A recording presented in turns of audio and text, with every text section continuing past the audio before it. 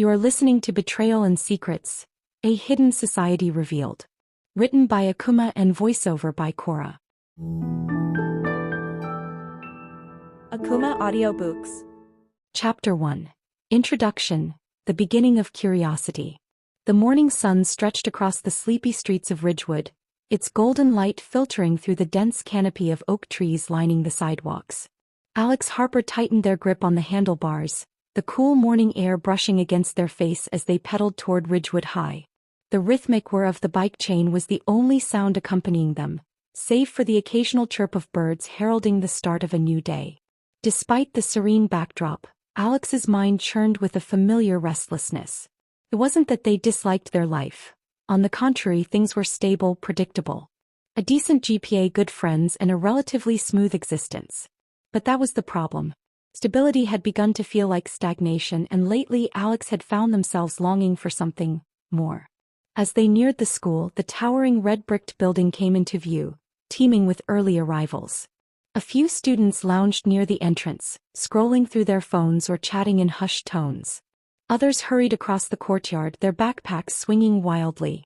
Alex coasted to a stop, hopping off the bike and locking it to the nearest rack. "Morning, future genius," a familiar voice chirped. Alex turned to see Maya Patel, their best friend since middle school, grinning at them from the steps. With her ever-present energy and quick wit, Maya was the perfect counterbalance to Alex's more introspective nature. "Morning, future troublemaker," Alex retorted, slinging their backpack over one shoulder. Maya smirked. "I prefer chaotic mastermind, thank you very much." The two fell into step, making their way through the school's bustling corridors. The chatter of students filled the air, conversations about weekend plans, last-minute homework, and the latest gossip. As they passed the main bulletin board, Maya nudged Alex. "You hear about the new exchange student?" Alex shook their head. "Nope. Should I be concerned?" Maya laughed. "Only if you're scared of ridiculously good-looking people with mysterious pasts. Apparently he transferred in the middle of the semester, which, as we both know, is highly suspicious." Alex raised an eyebrow. "Maya, not everything is a grand conspiracy." Maya shrugged. "I prefer to keep my options open." Their conversation was interrupted by the arrival of Ethan Carter, the school's golden boy and Ridgewood's star basketball player. He strolled over with an effortless confidence that made heads turn, his Letterman jacket draped casually over one shoulder. "Hey Harper." "Patel," he greeted, flashing a lopsided grin. "Morning, Carter," Alex replied while Maya gave a dramatic eye roll. "Looking forward to wiping the floor with Lincoln High this weekend?" Ethan asked, slinging an arm over Alex's shoulder in a mock camaraderie. Alex smirked. "I don't know, Carter. Are you looking forward to pulling a hamstring mid-game again?" Maya burst out laughing as Ethan groaned, shaking his head. "I'll have you know that was one time." The playful banter was cut short by the first period bell. "Later, losers," Maya called over her shoulder as she disappeared into the crowd. Alex sighed, shaking their head fondly before heading to their first class. As the morning dragged on, the feeling of monotony settled in once again. The same subjects, the same classrooms, the same routine. But even as they sat in the familiar comfort of their usual seat, something inside Alex stirred. They just didn't know it yet, but today was the beginning of something different. Something that would change everything. By lunchtime, the monotony of the school day had settled in, but Alex Harper's mind was still restless. The cafeteria was a loud, chaotic space. One corner filled with the clatter of plastic trays, another buzzing with whispered gossip, and the center occupied by the usual crowd of jocks and cheerleaders. Alex grabbed their tray and made their way to their usual table, where Maya was already waiting with her lunch half-eaten. "You're late," Maya teased, popping a fry into her mouth. "Blame Mr. Callahan," Alex grumbled, dropping their tray on the table. The man somehow made Shakespeare even more unbearable. Maya chuckled. "That's a skill." Before Alex could reply, Chloe Davis slipped into the seat across from them. She was quiet as always, her dark eyes scanning the room before she offered a small nod of acknowledgement. Chloe wasn't exactly a part of their inner circle, but she had a quiet presence that Alex had grown used to. She was the kind of person who always seemed to know things before anyone else. Ethan joined them a moment later, setting his tray down with a loud thud. "You guys catch the morning announcements?" Maya raised an eyebrow. You listen to the announcements? Ethan smirked. Only when they mention my name. Alex rolled their eyes, picking at their sandwich. Let me guess. Another game? Friday night, Ethan confirmed. And we're actually going up against Lincoln High this time. Full circle moment, huh? Alex just hummed in response, their mind drifting. That's when they heard it. Two students standing near the lockers just a few feet away were speaking in hushed tones. Their voices barely carried over the noise of the cafeteria, but Alex caught snippets of the conversation. New recruit, meeting tonight. Alex's attention sharpened. Meeting? Recruit? The words felt out of place, too purposeful. One of the students, a lanky boy Alex barely recognized, shot a glance around the room before leaning in closer to his companion. It's at the old library, after hours, he murmured. Something about the secrecy in their tone made Alex's pulse quicken. The old library? That place had been closed off for years. Why would anyone be meeting there after hours? What's with that look? Maya's voice broke through Alex's focus. Alex blinked. What look? Maya gave them a knowing smirk. You just got that curiosity face you get when something weird catches your attention. Alex hesitated before lowering their voice. I just overheard something. A meeting at the old library tonight. Sounds secretive. Maya's eyes lit up with interest. Oh, sounds like a cult meeting. Or a secret society. Maybe both. Ethan snorted.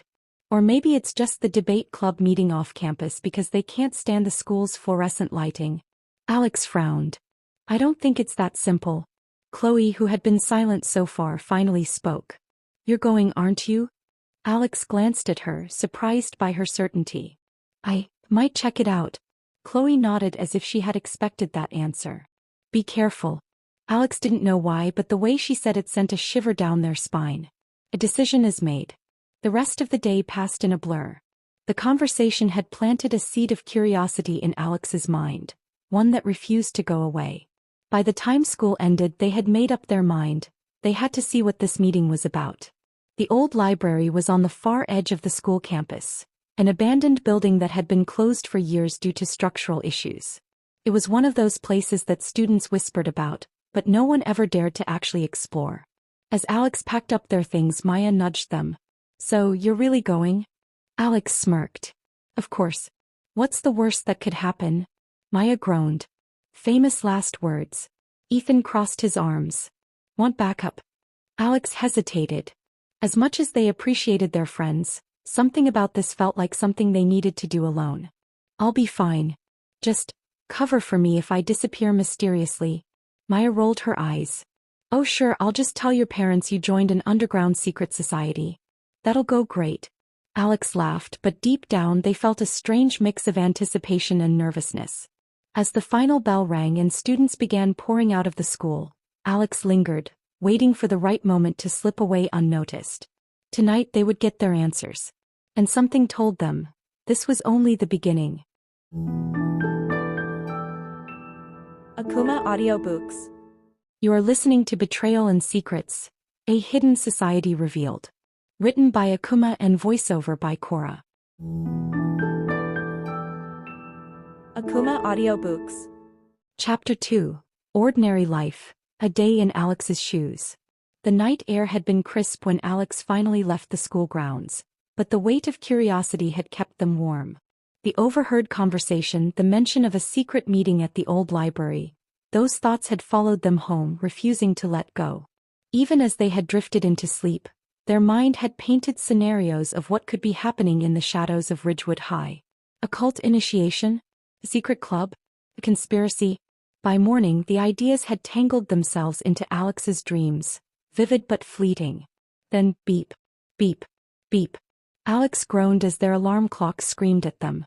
They swatted at it blindly before forcing themselves up, blinking blearily at the golden light spilling through their window. Another day. But for the first time in a while it didn't feel like just another day. Morning musings and the walk to school. Yawning, Alex dragged themselves through their morning routine, brushing their teeth, throwing on a hoodie and jeans and grabbing a quick breakfast before heading out. The house was quiet, their parents already at work, leaving behind a note on the fridge reminding them about dinner plans that evening. Outside, the neighborhood felt familiar yet different. As Alex hopped onto their bike, they noticed the little details they usually overlooked. Their elderly neighbor, Mrs. Campbell, was watering her garden, just like she did every morning. The newspaper boy zipped past, expertly tossing a folded paper onto each doorstep. The rhythmic sound of sprinklers ticked through the air, mixing with the distant hum of morning traffic. Nothing had changed, yet Alex felt different. As they pedaled toward Ridgewood High, their mind kept circling back to the whispers from the day before. What exactly was going on at that library?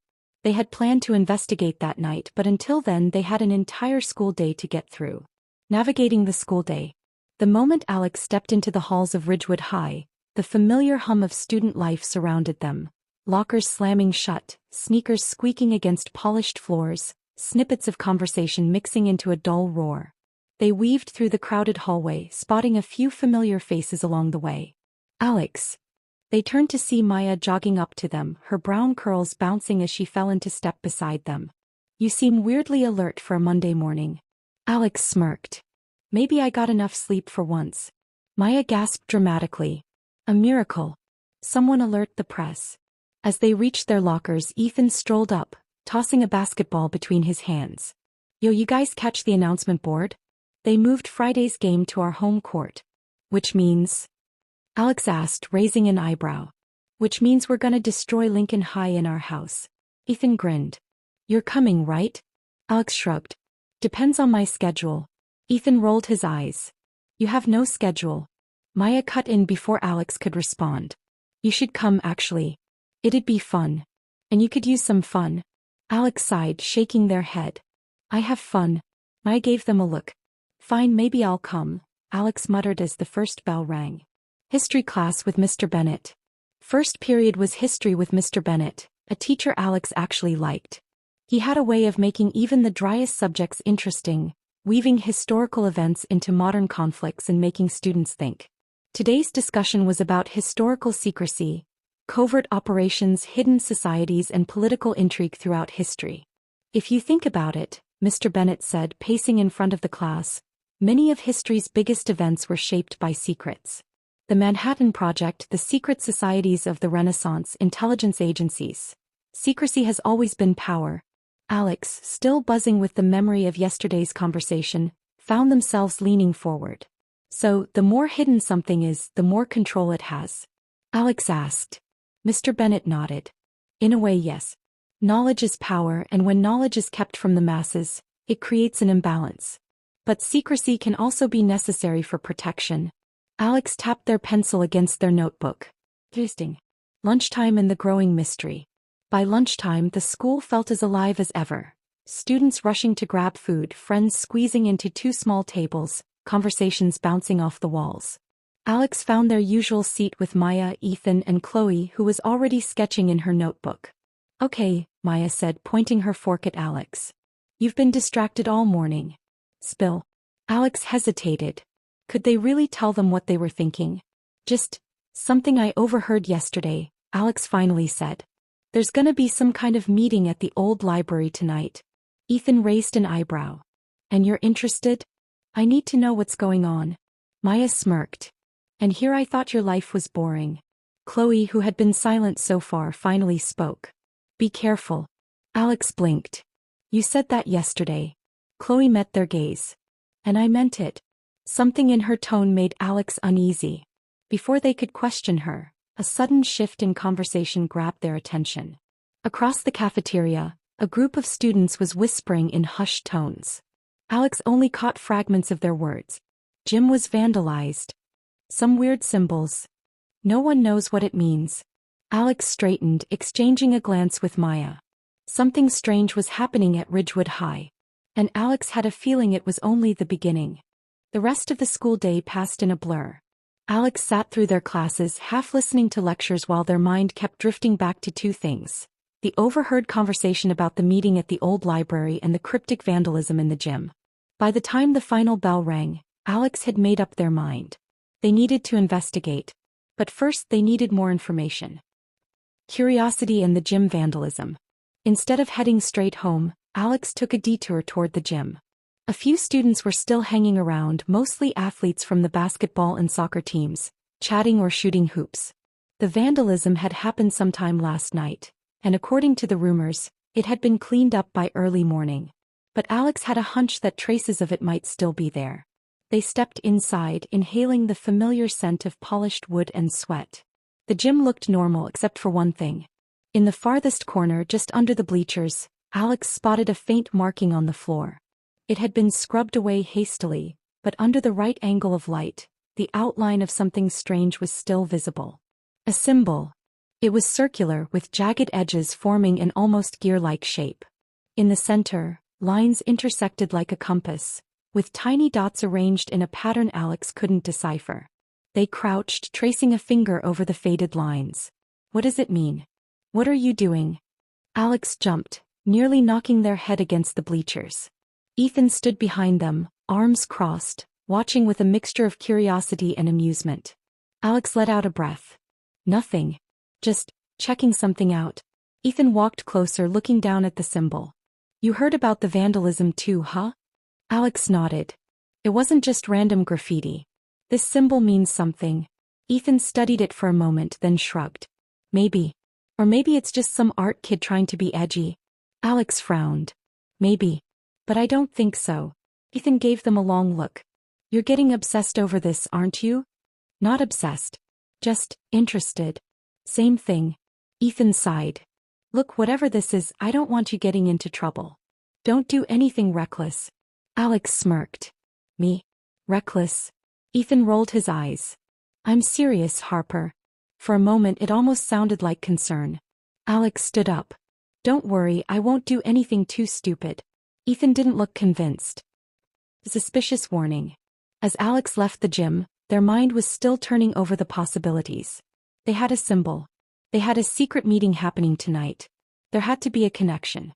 But before they could think too deeply, a voice interrupted their thoughts. You shouldn't get involved. Alex turned sharply. Chloe. She was standing by the lockers, arms folded, her usual quiet presence carrying an edge of tension. Alex blinked. What? Chloe's eyes flickered around as if checking if anyone else was listening. You're looking into something you shouldn't. Alex's curiosity flared. How do you know that? Chloe hesitated for just a second, just long enough for Alex to notice. Because I've heard things, she said finally. Just stay out of it, Alex. Alex narrowed their eyes. If you know something, tell me. Chloe shook her head. I don't. But I do know that this isn't just some stupid school prank. Alex studied her carefully. Chloe wasn't the type to be dramatic or paranoid. She was this serious, then something was off. Then maybe I should look into it, Alex said. Chloe sighed. I figured you'd say that. She turned and walked away, leaving Alex standing there more determined than ever. Preparation for the night. By the time Alex got home, the sky was turning a dusky orange. They rushed through dinner, barely registering their parents' casual conversation, and retreated to their room as soon as possible. Pulling out their laptop, Alex began researching. They searched for the symbol first, describing it as best as they could. Several results came up, but none matched exactly. Some were old alchemical symbols, others were linked to secret societies, but nothing was a perfect match. Frustrated, Alex leaned back in their chair. What am I even looking for? But then an idea struck. If there was a secret meeting happening at the library, someone must have organized it. What if they were using online forums or encrypted messages to communicate? Alex started scanning through Ridgewood High's unofficial student message boards. Most of it was nonsense. Complaints about teachers, memes about school lunch, rumors about who was dating who. And then, a post titled, "Are you ready to see the truth?" Alex clicked on it immediately. The message was vague, almost poetic. It spoke about opening one's eyes to the real world, about stepping beyond the veil of ignorance. It mentioned the seekers of knowledge and something called the Hidden Society. At the bottom was a time, midnight, and a place, the old library. Alex's pulse quickened. This was it. The secret meeting. And Alex was going. The night begins. By the time 11:30 rolled around, Alex was already sneaking out of the house. The streets were quiet, lit only by the occasional street lamp. Ridgewood High's old library wasn't part of the main school building anymore. It had been closed years ago due to renovation issues that never got fixed. Now it just sat there, abandoned, a perfect place for a secret meeting. As Alex approached, they saw a few shadows moving near the entrance. They weren't alone. Heart pounding, Alex ducked behind a tree, watching as several figures slipped inside through a side door. They couldn't make out any faces, but one thing was clear. This wasn't just a couple of students sneaking in for fun. This was organized. Alex took a deep breath.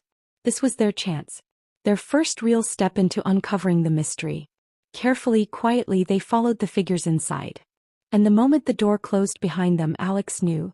There was no turning back now. Akumah Audiobooks. You are listening to Betrayal and Secrets, A Hidden Society Revealed. Written by Akumah and voiceover by Sara. Akumah Audiobooks. Chapter 3. The First Clue, A Spark of Discovery. Alex barely slept that night. After sneaking into the old library and witnessing the secret gathering, their mind had been racing with questions. Who were those students? What were they meeting about? And most importantly, how was this connected to the strange graffiti and the cryptic conversation Alex had overheard? By morning, exhaustion pressed down on them, but the adrenaline of discovery kept them awake. As they biked to school, they noticed something different. It wasn't just the usual morning rush of students hurrying toward the entrance or the teachers greeting them with tired smiles. There was an unspoken tension in the air. Students whispered in hushed voices, their glances flickering toward the school gym before quickly looking away.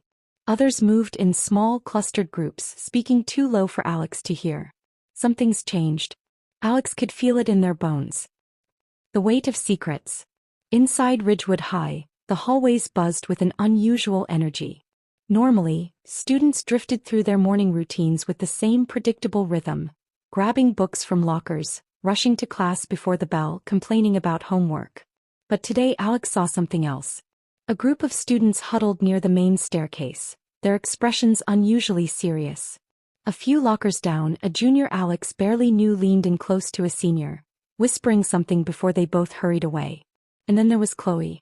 Alex spotted her near the library, standing with 3 other students. Her posture was tense, arms crossed tightly as one of them spoke in a low voice.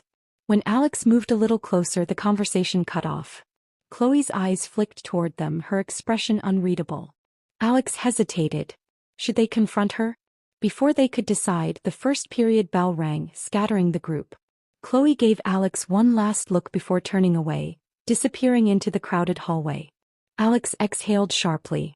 First the library, then the symbol in the gym. And now this. Something big was happening.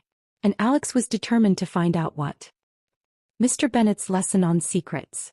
History class was usually one of Alex's favorites, but today they found themselves extra attentive. Mr. Bennett stood at the front of the room, gesturing animatedly as he spoke.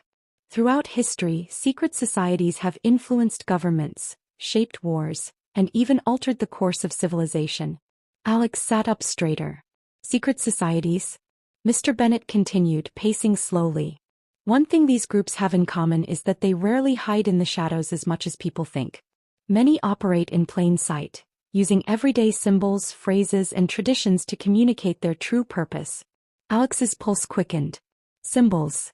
Like the one in the gym. Take the Freemasons, for example, Mr. Bennett said, writing the name on the board. They have symbols woven into architecture, coded language in their meetings, and even handshakes that serve as identifiers. Alex scribbled notes furiously. What about more modern groups? A student asked. Mr. Bennett nodded. There are plenty. Even within schools, universities, and corporate industries. Some are just social clubs, while others have more secretive goals. Alex caught Maya looking at them from across the room, raising an eyebrow as if to say, "You're really into this, huh?" They ignored her, their mind already running through possibilities. What if the graffiti wasn't just some random act of rebellion? What if it was a message? A symbol that only a select few could understand? Mr. Bennett turned back to the class. The key takeaway here is that secret societies don't just operate in the past. They exist now among us, often unnoticed. Alex felt a chill run down their spine. They had seen it firsthand. The growing suspicion.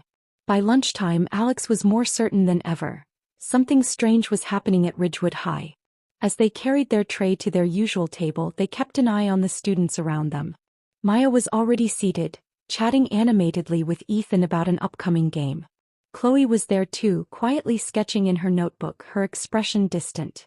Alex sat down, but their focus wasn't on the conversation. Across the cafeteria, near the vending machines, another unusual grouping had formed.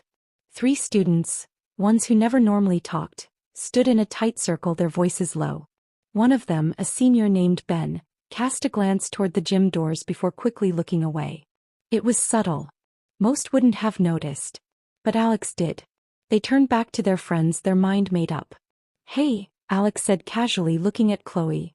"Did you hear anything else about the vandalism?" Chloe's pencil hesitated against the paper. "Why? Just curious," Alex said, watching her carefully. "It's been all over the school today. People seem on edge." Ethan leaned back in his chair. "You're still thinking about that? It's weird, right?" Alex pressed. "The way people are talking about it, almost like they know something but aren't saying it." Maya smirked. "Maybe it's just some underground artist making a statement." Alex didn't buy it. They turned back to Chloe. She met their gaze for a moment, then shrugged. "I don't know anything." But the way she said it, too flat, too rehearsed, made Alex sure she was lying. A clue in plain sight. By the time the final bell rang, Alex was buzzing with suspicion. As they walked toward the gym, waiting for Maya to finish practice, they overheard another conversation. 2 students stood by the entrance, speaking in hushed voices. "Initiation is tonight," one whispered. "You have to be sure." "I am," the other replied. "But are you sure it's safe? Just keep it under wraps. We don't need any more attention." Alex stepped closer, pretending to tie their shoe. But before they could catch more, one of the students spotted them. The conversation cut off instantly. For a moment, Alex met the student's gaze. There was something almost warning in the look they gave before turning away. Alex straightened slowly. "Initiation?" The word sent a ripple of excitement through them. Whatever this was, it wasn't just some joke. It was organized, structured, and it was happening tonight. The final decision. As the sun began to set, Alex stood outside the gym, staring at the faded remnants of the graffiti. They traced the outline of the symbol in their notebook, their mind racing. This wasn't just a coincidence. The secret meeting at the library. The students acting strangely. The whispers of an initiation. It was all connected. Alex closed their notebook, gripping it tightly. They were going to find out the truth. No matter what it took. Alex stood in front of the gym wall, staring at the remnants of the cryptic graffiti. The edges of the symbol had faded slightly, but its meaning still hung thick in the air. Their fingers traced the outline in their notebook, mirroring the strokes of the design. What does it mean? Something about it felt intentional, not just random rebellion. The symbol wasn't a tag, a school prank, or the work of some bored teenager. It was a message. A signal to those who understood it. And Alex was determined to decode it. They glanced around, making sure no one was watching, then pulled out their phone and snapped a picture. If they could analyze it later, maybe look up similar symbols, it might lead to some answers. But deep down, Alex knew they needed something more. They needed to see the initiation for themselves. A late-night plan. That evening, Alex sat at their desk, their room dimly lit by the glow of their laptop screen. They had spent the past hour searching for anything resembling the symbol, but nothing matched exactly. Some results led to old alchemical symbols, others to cryptic insignias from secret organizations, but none were identical. Frustrated, Alex leaned back. Their mind drifted back to the conversation they overheard earlier. Initiation is tonight. Their gut told them this was the key. But how were they supposed to find out where it was happening?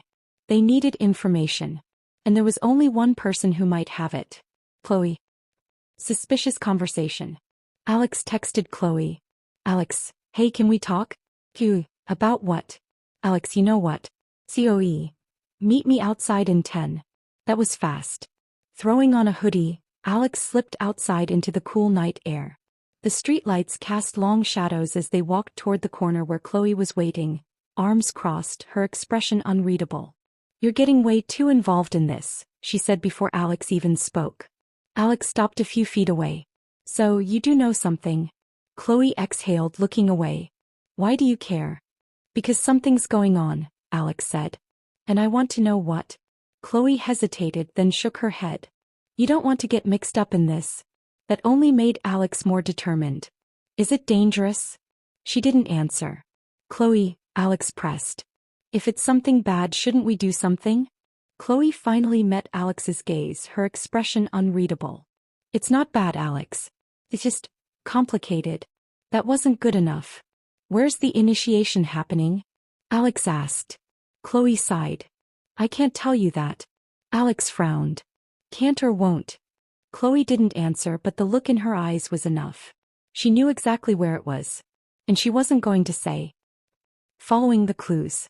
If Chloe wasn't going to tell them, Alex would just have to figure it out themselves. They spent the next hour biking around town, keeping an eye out for anything unusual. Groups of students heading in the same direction, meeting spots that seemed off. Most of Ridgewood was quiet. Until Alex reached the old train yard. It was mostly abandoned, used only for storage now, but something about it felt different tonight. A faint glow flickered from behind the fence. Shadows moved. Alex's heartbeat quickened. They were here. The initiation. Staying low, Alex crept toward the fence, pressing themselves against the cold metal as they peered through a gap. A small group of students stood in a rough circle. Their faces were partially hidden by the dim light of a single lantern in the center. One of them stepped forward. Alex's breath caught. It was Ben, the senior they had seen whispering earlier. He spoke in a low voice, words carried away by the wind. But Alex caught fragments. Prove yourself. Trust. A test of loyalty. A figure stepped into the center of the circle. Chloe. Alex's stomach dropped. She wasn't just involved, she was part of this. They leaned closer, trying to make sense of what was happening. Ben handed Chloe something small and metallic. It glinted in the lantern's glow. Alex's mind raced. A symbol of initiation? The group stood silent as Chloe took the object, staring at it for a long moment before nodding. A murmur of approval rippled through the circle. Then, just as suddenly as it started, the lantern was snuffed out. Darkness swallowed them. Alex blinked, adjusting to the sudden absence of light. By the time their eyes refocused, the group was gone. The aftermath. Alex stood frozen. Had they really just witnessed an initiation into a secret group? And Chloe, what did this mean for her? Slowly, Alex backed away from the fence, their mind racing. They didn't have all the answers yet. But they had a starting point. The symbol. The secrecy. The initiation. Ridgewood High wasn't as ordinary as it seemed. And Alex was about to find out just how deep this mystery went. Akumah Audiobooks. You are listening to Betrayal and Secrets, A Hidden Society Revealed. Written by Akumah and voiceover by Sara. Akumah Audiobooks. Chapter 4. The Invitation, Entering the Unknown. Alex couldn't shake the image of the initiation from their mind. The symbol, the whispered words, the way Chloe had accepted whatever test was given to her. It all felt surreal. And yet it was real. They had seen it with their own eyes. Now, as they sat at the kitchen table the next morning, their cereal untouched, Alex absent-mindedly flipped through their notebook, fingers tapping against the pages. Their scribbles from the previous night were messy, rushed, quick sketches of the symbol from the gym wall, words like loyalty and trust scrawled in the margins. What does it mean? They glanced at the clock. Almost time for school. With a sigh, Alex shut the notebook and shoved it into their backpack. They had questions. And today they were going to find answers. Watchful eye. The halls of Ridgewood High were as noisy as ever. Students crowded around lockers, chatting about weekend plans, last night's basketball game, or the upcoming science test. But as Alex moved through the halls, their focus wasn't on casual gossip. It was on the people who didn't want to be seen. Near the stairwell, Ben leaned against the wall, speaking in low tones to another senior. His stance was relaxed, but his eyes flicked around as if making sure no one was listening. Across the hall, two students Alex recognized from the train yard. One wearing a dark hoodie, the other tapping a nervous rhythm on their thigh, stood by the bulletin board. They weren't looking at the announcements. They were waiting. Then just as Alex rounded the corner toward their locker, Chloe walked by. Their eyes met for the briefest second. And Chloe looked away. Alex's stomach twisted. They had expected some kind of reaction, maybe even an argument. But Chloe just kept walking as if nothing had happened. As if last night hadn't changed everything. Alex clenched their fists. They needed to find out what was going on. And if Chloe wouldn't talk, they'd just have to investigate on their own. A secret meeting. The opportunity came sooner than expected. It was during lunch that Alex first noticed it. A subtle shift in movement, a pattern forming in the crowd. A group of students, including the ones Alex had already marked as suspicious, were getting up from their usual spots and heading toward the auditorium doors. One after another, they left the cafeteria. Their movements were too coordinated to be random. Alex quickly finished their sandwich and got up, trailing a few steps behind. The further they walked, the quieter the hallway became. By the time Alex reached the auditorium doors, the group had already disappeared inside. Should I go in? Pressing against the wall, Alex hesitated, listening. Muffled voices. Someone shifting their weight. Then the sound of a lock clicking. Alex tensed. They had locked the door. Which meant whatever was happening inside wasn't meant to be seen. Test of loyalty. Alex didn't move for several seconds, their heart pounding. They had two choices. Walk away, pretend they hadn't seen anything, or dig deeper. There was no real choice. Steeling themselves, Alex crept along the edge of the hallway looking for another way in. There had to be a side entrance, maybe through the backstage doors. As they approached, a voice, sharp and commanding, cut through the stillness. Are you ready to prove yourself? Alex froze. It was coming from inside. They edged closer, barely breathing. A second voice answered, quieter but firm. Yes. Alex recognized it immediately. Chloe. They pressed their back against the wall, listening as the conversation continued. You understand what this means? I do. No hesitation. Pause. Then, no. The air around Alex felt heavier. What are they making her do? Then came the words that sent a chill down Alex's spine. Good. Then you'll take the next step tonight. A shuffling sound followed, and Alex knew they had seconds before someone came out. They darted back down the hall, heart hammering, slipping behind a row of lockers just as the auditorium doors creaked open. From their hiding spot, they watched as Ben and a few others exited, speaking in hushed voices. Alex didn't hear the words. But they didn't need to. Because Chloe walked out last, her expression unreadable. And in her hands was something small, metallic, and unmistakably important. Ticking clock. Alex didn't confront Chloe. Not yet. Instead, they went through the rest of the day as normally as possible, though every class felt like a blur. Their mind kept replaying the scene outside the auditorium, the cryptic words, the way Chloe had accepted whatever next step they were talking about. By the time the final bell rang, Alex was exhausted from pretending they weren't unraveling inside. Maya caught up with them in the hallway, grinning. You okay, Space Cadet? You've been acting weird all day. Alex forced a smile. Just tired. Maya gave them a playful shove. Well, wake up, because I need someone to suffer through math homework with me. Alex laughed, but it felt hollow. Maybe tomorrow? Maya raised an eyebrow. You're really off today. Sure you're okay? Alex hesitated. They wanted to talk. They wanted to tell Maya everything. But something held them back. Some instinct told them that speaking too soon to the wrong person might make things worse. I'm fine, Alex said finally. Promise. Maya didn't look convinced, but she let it go. Alex exhaled. One problem at a time. They headed for their locker, already planning their next move. But when they opened it, a folded piece of paper fluttered out. Frowning, Alex picked it up, their pulse quickening as they unfolded it. There were no names. No signatures. Just a single sentence, written in careful, deliberate handwriting. You're being watched. If you're ready, meet us tonight in the old auditorium. Alex's breath caught. This was it. They had been noticed. And now they had a choice to make. Go home. Forget about it. Pretend none of this was happening. Or step into the unknown. Alex swallowed hard, staring at the words. They already knew what they were going to do. Because there was no turning back now. Alex stood frozen in front of their locker, fingers gripping the note.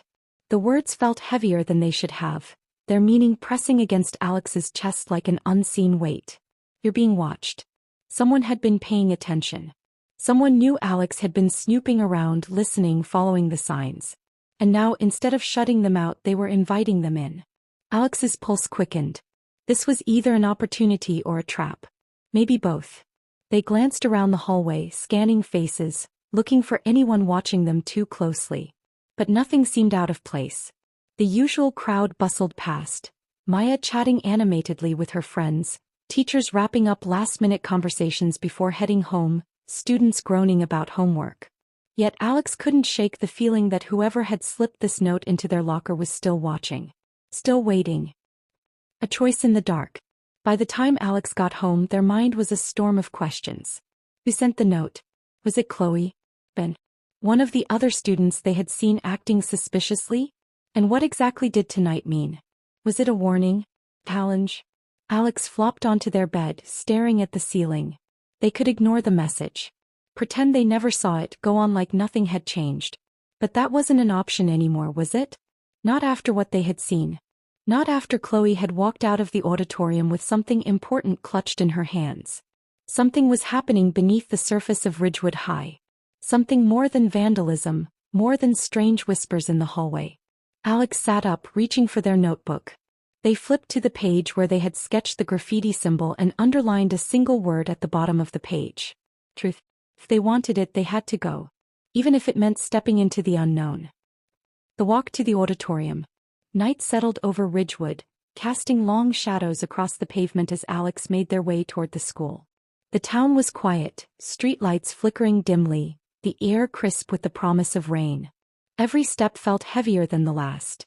They had debated telling Maya, bringing her along, someone to watch their back. But something told them this was a test. Bringing an outsider might ruin everything. So they walked alone. The school loomed ahead, its windows dark except for a faint glow coming from the far side of the building. Alex's breath hitched. The old auditorium. It had been closed off for years, supposedly for renovations that never seemed to happen. Most students stayed away, claiming it was haunted, filled with echoes of forgotten performances and abandoned secrets. Tonight it was something else entirely. A meeting place. A threshold. Alex hesitated at the gate. They could still turn back. Walk home, pretend they had never come. But then, a shadow moved near the auditorium doors. Someone was waiting. The decision was made. Alex stepped forward. Crossing the line. The old auditorium doors creaked as Alex pushed them open, stepping into the dimly lit space beyond. Candles flickered along the edge of the stage, casting shadows against the worn wooden panels.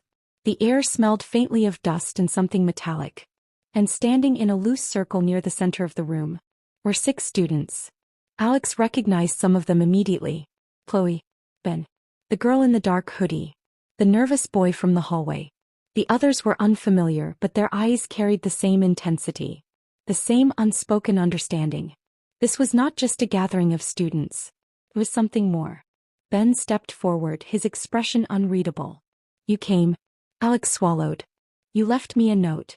Not just a note, Chloe said, her voice softer than Alex had expected. An invitation. To what? Alex asked, trying to keep their voice steady. Ben studied them for a long moment. To the truth. Alex's pulse quickened. What does that mean? Chloe exchanged a glance with Ben, then turned back to Alex. It means, she said carefully, that what you've been looking for is just the beginning. And if you want to go further, if you want to understand, then you need to prove yourself. Alex tensed. Prove myself how? Ben didn't answer immediately. Instead, he reached into his pocket and pulled out something small, metallic. Alex's breath caught. It was the same object Chloe had been holding after the auditorium meeting earlier. Ben held it out. Take it. Alex hesitated before stepping forward, fingers closing around the object. It was heavier than expected. Cool against their palm. A key. Not just any key. A master key. One that could open almost any door in the school. Alex's mind raced. What? They swallowed. What do you want me to do?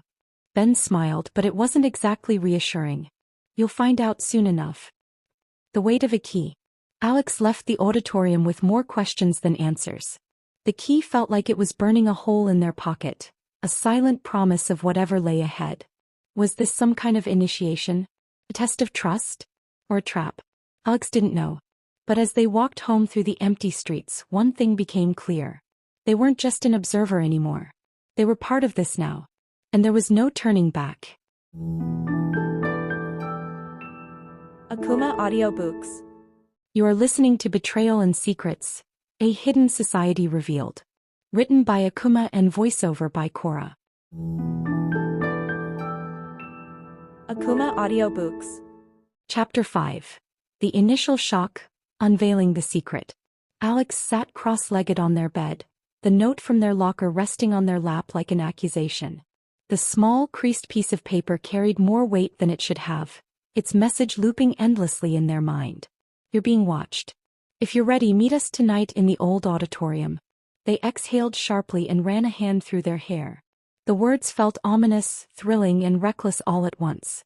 They had options. Option 1, ignore it. Pretend they never saw it, push away the creeping curiosity and return to normal life.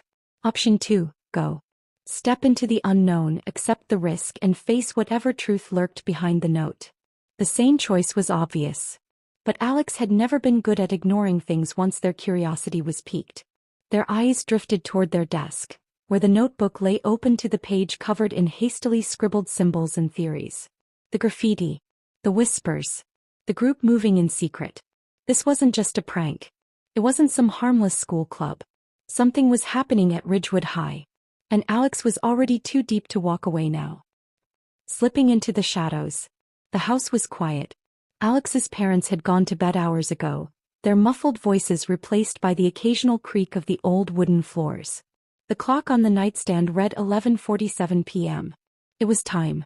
With careful movements, Alex slipped on a hoodie, grabbed their flashlight and notebook and eased the bedroom window open. A chill breeze drifted in, carrying the scent of rain on the horizon. They hesitated for a second, one last chance to change their mind. Then, before doubt could take hold, they climbed out. Their feet hit the damp grass below and they took off toward Ridgewood High. The town felt different at night. The streets, usually buzzing with life, were now eerily silent. Streetlights cast long, stretching shadows. Houses stood still and dark. Every footstep echoed in the empty spaces between buildings. By the time Alex reached the school, their pulse was pounding against their ribs.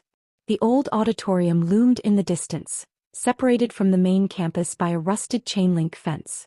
Alex spotted movement near the entrance, figures slipping inside one by one. A dozen students. Maybe more.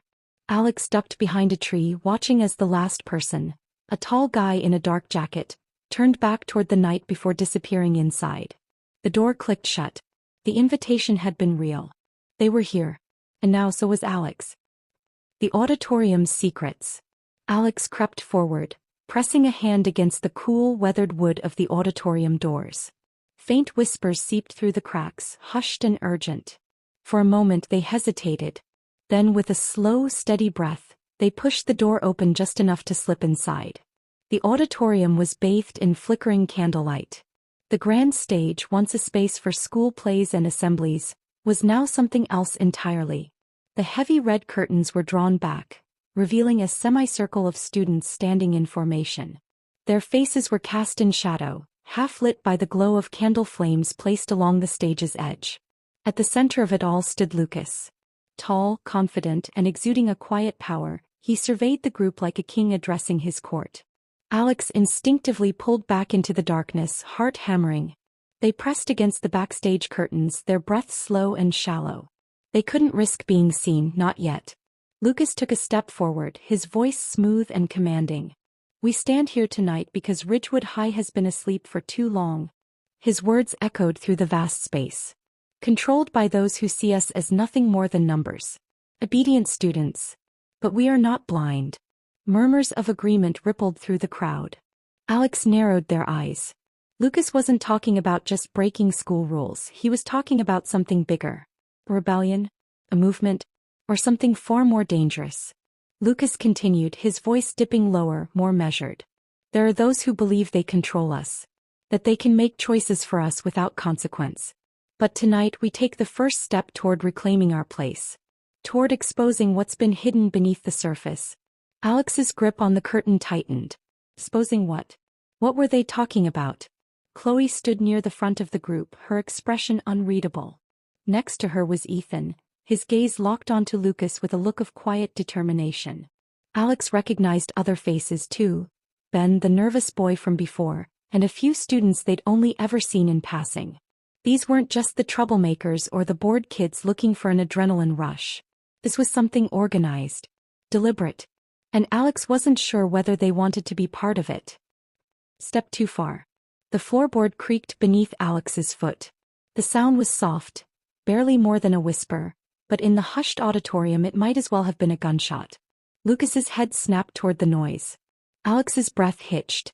For a heartbeat nobody moved. Then, "Who's there?" Lucas's voice cut through the silence, sharp and unyielding. Alex's pulse thundered. Students turned toward the source of the sound. Shadows shifted. A figure, Ethan, took a step forward, eyes scanning the dimly lit edges of the stage. Alex's mind raced. Run. Hide. Step out and pretend they belonged. Every second stretched unbearably. Then Chloe spoke, her voice calm but firm. "It's probably just the wind. This place is falling apart." Lucas didn't look convinced. His sharp gaze lingered on the darkness for a moment longer before he exhaled, turning back to the group. Alex didn't dare move. "We continue," Lucas said at last.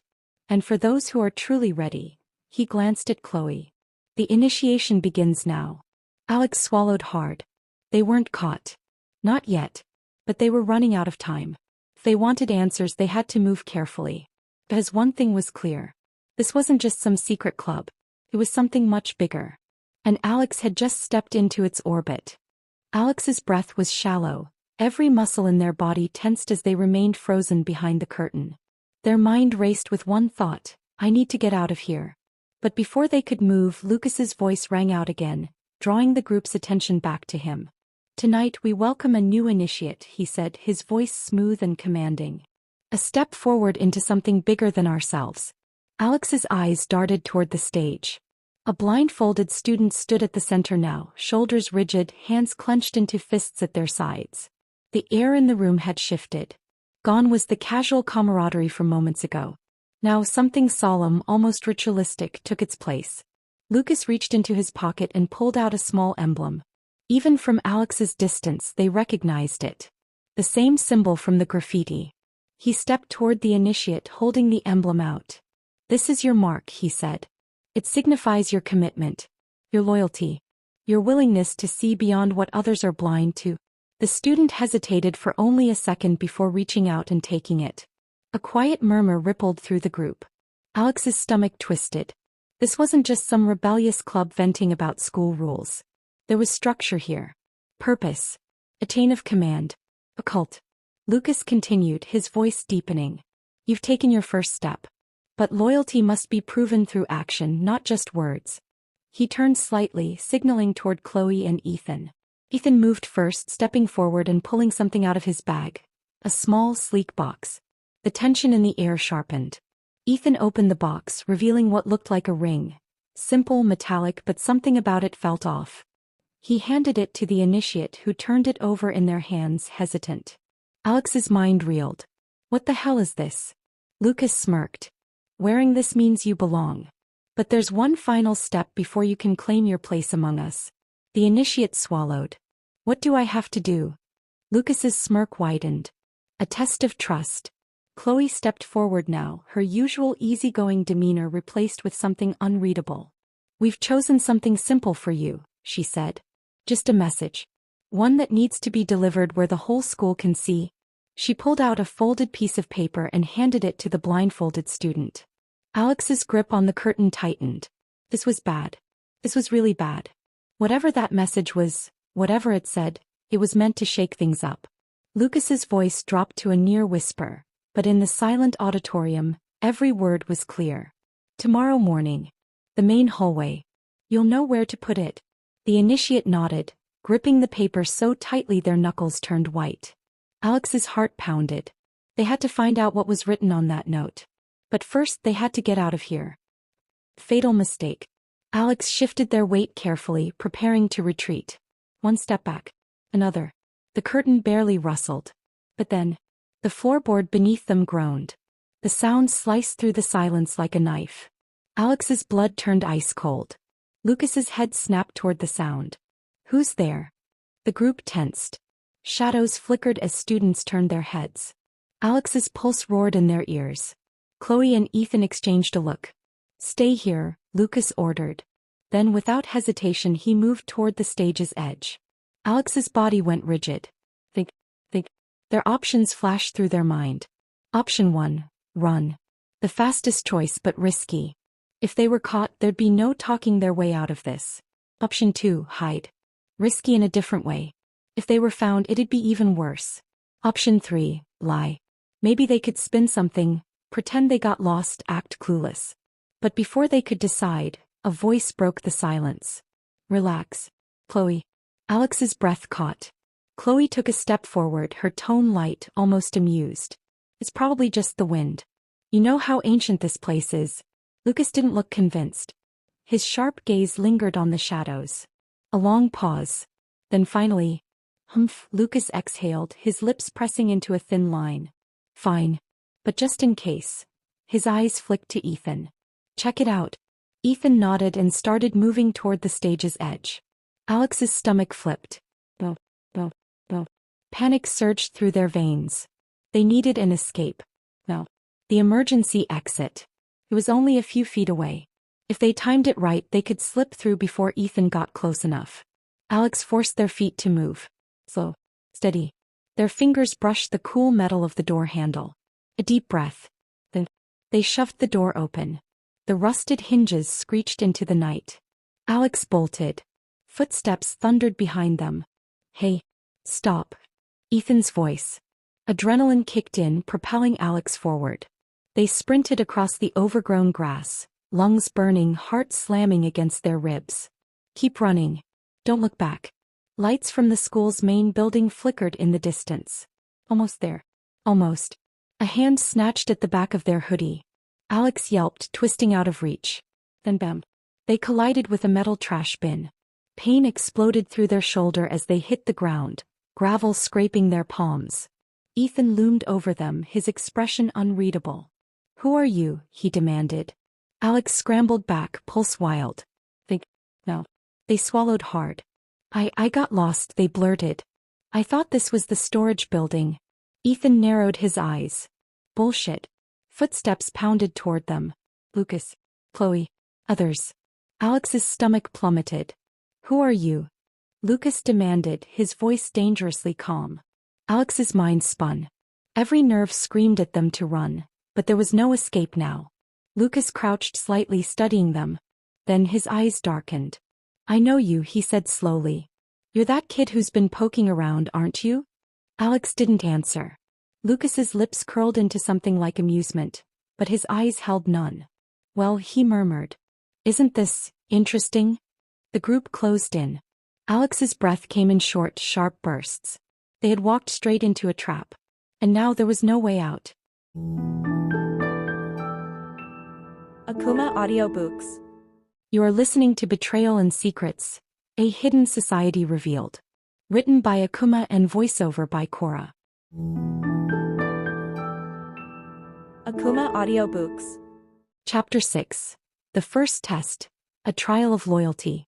Alex's breath came in shallow gasps as they sat on the cold ground, surrounded by the silent figures of Lucas, Ethan, Chloe, and a handful of others. The dim glow of the candles flickered, casting eerie shadows on the auditorium's peeling walls. Trapped. Their minds scrambled for a way out. Maybe if they played dumb, claimed they got lost, said they were just wandering, Lucas would let them go. But the smirk on Lucas's face told Alex otherwise. You're here now, Lucas said smoothly, stepping closer. And that means you're one of us. Alex swallowed hard. I don't think. Relax, Lucas interrupted, holding up a hand. Curiosity gets the better of all of us. He pulled something from his pocket, a piece of dark fabric, and extended it toward Alex. A blindfold. Alex hesitated. This isn't a kidnapping, Lucas continued, chuckling. It's a choice. A ripple of murmured laughter ran through the group. Alex's heart pounded. Lucas's gaze locked onto theirs. You're already here. Why not see what we're really about? The way he said it, it wasn't a threat, not outright. But it left little room for refusal. Alex glanced at Chloe. Her expression was unreadable, but something in her eyes. Was that a warning? A plea? Their gaze flicked to Ethan, who stood with his arms crossed, expression blank. Lucas was still waiting, blindfold in hand. Alex's fingers twitched. If I refuse, they'll know I'm not with them. I agree, I can learn more. Maybe even figure out what the hell is going on. Taking a slow breath, Alex reached out and grasped the blindfold. Lucas grinned. Smart choice. Into the unknown. The world went dark as the fabric tightened around Alex's eyes. The musty scent of old fabric filled their nose, and the sounds around them sharpened. Soft murmurs. Shuffling footsteps. The faint sound of dripping water. Take their hand, someone whispered. Before Alex could react, a firm grip closed around their wrist. They tensed. Relax, Chloe's voice murmured near their ear. Just follow. Her fingers, surprisingly warm, guided them forward. Alex stumbled slightly on uneven ground, but she steadied them. A door creaked open. A rush of cool air brushed against Alex's face. They were moving. But where? Footsteps echoed against what sounded like tiled flooring. Then the sound changed, wood beneath their feet now. Alex's pulse hammered. The auditorium had wooden floors, but this wasn't the same spot. Had they taken a side entrance? Another room? Stop. The group halted. A low, commanding voice, Lucas. Remove the blindfold. Fingers brushed the back of Alex's head, untying the knot. Light flooded their vision. They blinked rapidly, adjusting. They were in a different part of the auditorium, some kind of backroom or storage area. The walls were lined with old lockers, forgotten props from school plays, and dusty shelves stacked with faded books. A few chairs and crates formed a rough semicircle, with Lucas standing in the center. He studied Alex with sharp eyes. You said you were just wandering, but we both know that's not true. Alex's throat went dry. So tell me, Lucas continued, stepping closer, what were you doing here tonight? Yes. Alex knew a trap when they saw one. If they answered wrong, it could be over. They swallowed, searching for the right words. I saw the graffiti. The symbol. I got curious. Lucas tilted his head. And I followed the clues. I thought it was some kind of secret club. I didn't think. They hesitated, letting uncertainty creep into their voice. I didn't think it was this. Silence stretched. Then Lucas smiled, slow and deliberate. You're right, he said. It's not a club. It's something bigger. He gestured to the others. Every person in this room has taken a step beyond the ordinary. They've opened their eyes to the truth. Alex forced themselves to nod. Lucas's smile widened. And now so have you. The others murmured in agreement. Alex kept their expression neutral, but inside their mind was spinning. Lucas thought they were recruit material. That meant an opportunity, a way in. But it also meant danger. Lucas reached into his pocket and pulled out a small metal emblem. The same symbol Alex had seen earlier. Every initiate earns their place, Lucas said. Every member proves their worth. Alex tensed. Lucas's eyes gleamed. Consider this your first test. He tossed the emblem into the air. Alex caught it, fingers closing around the cool metal. Inside the vice principal's office, Lucas continued, there's an identical emblem. Locked away. Hidden. He smirked. I want you to retrieve it. Alex's stomach dropped. What? Lucas leaned in slightly. Before dawn. A whisper of excitement ran through the group. Chloe's expression darkened. Alex fought to keep their face neutral. You're asking me to prove yourself, Lucas finished. A challenge. A warning. Alex could feel the weight of a dozen eyes on them. Waiting. If they said no, they'd be exposed. If they said yes. Lucas clapped them on the shoulder, his grip just a little too firm. Don't disappoint us. Alex forced a breath. They had no choice. They were breaking into the vice principal's office. 1:37 a.m. Alex crouched behind a row of lockers, the dim hallway stretching before them like a tunnel into uncertainty. The emblem Lucas had tossed into their hand felt heavier than it should, like a weight pressing down on their palm. This is insane. The vice principal's office wasn't just any room. It was locked, monitored, and likely had alarms in place. Yet here they were, about to sneak inside and steal an object they barely understood. They exhaled slowly. Think. Plan. Execute. A few hours earlier, after the meeting had dispersed, Chloe had pulled them aside. You don't have to do this, she'd whispered. And tell Lucas what? That I chickened out. Alex had shot back. Chloe had hesitated before pressing something into their hand. A small, flat piece of plastic. What's this? A spare ID card. It won't get you into his office, but it might help get past the security doors. Alex had stared at her. Why are you helping me? Because you're not like them. And now, as Alex hovered in the shadows of the empty school hallway, they clutched the card tightly. Not like them, but still playing the game. Breaking it. The school at night was eerily silent, save for the occasional hum of fluorescent lights and the rhythmic clicking of the janitor's cartwheels echoing somewhere in the distance. Alex moved carefully, each step deliberate as they approached the faculty wing. The first barrier was the security door. Swiping Chloe's spare ID, they heard the soft beep of the scanner before the lock clicked open. One step down. Inside, a long hallway led to the vice principal's office. A surveillance camera blinked in the corner. Alex froze. Then an idea struck.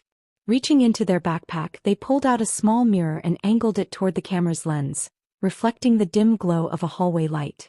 The bright glare distorted the footage, just enough to obscure movement. Heart pounding, they hurried forward. At the office door, they jiggled the handle. Locked as expected. Taking a shaky breath, Alex reached into their pocket and pulled out a bobby pin. Years of picking locks on their own bedroom door to hide late-night screen time had to count for something, right? Inserting the pin into the lock, they felt for the tiny mechanisms inside. Click, click, click. Then a soft snap. The door creaked open. Alex exhaled sharply and slipped inside. The emblem. The vice principal's office was unervingly pristine. Papers were neatly stacked, shelves organized, not a speck of dust in sight. A faint scent of old books and wood polish lingered in the air. Alex wasted no time. Desk drawers first. They yanked the first one open, stationery files.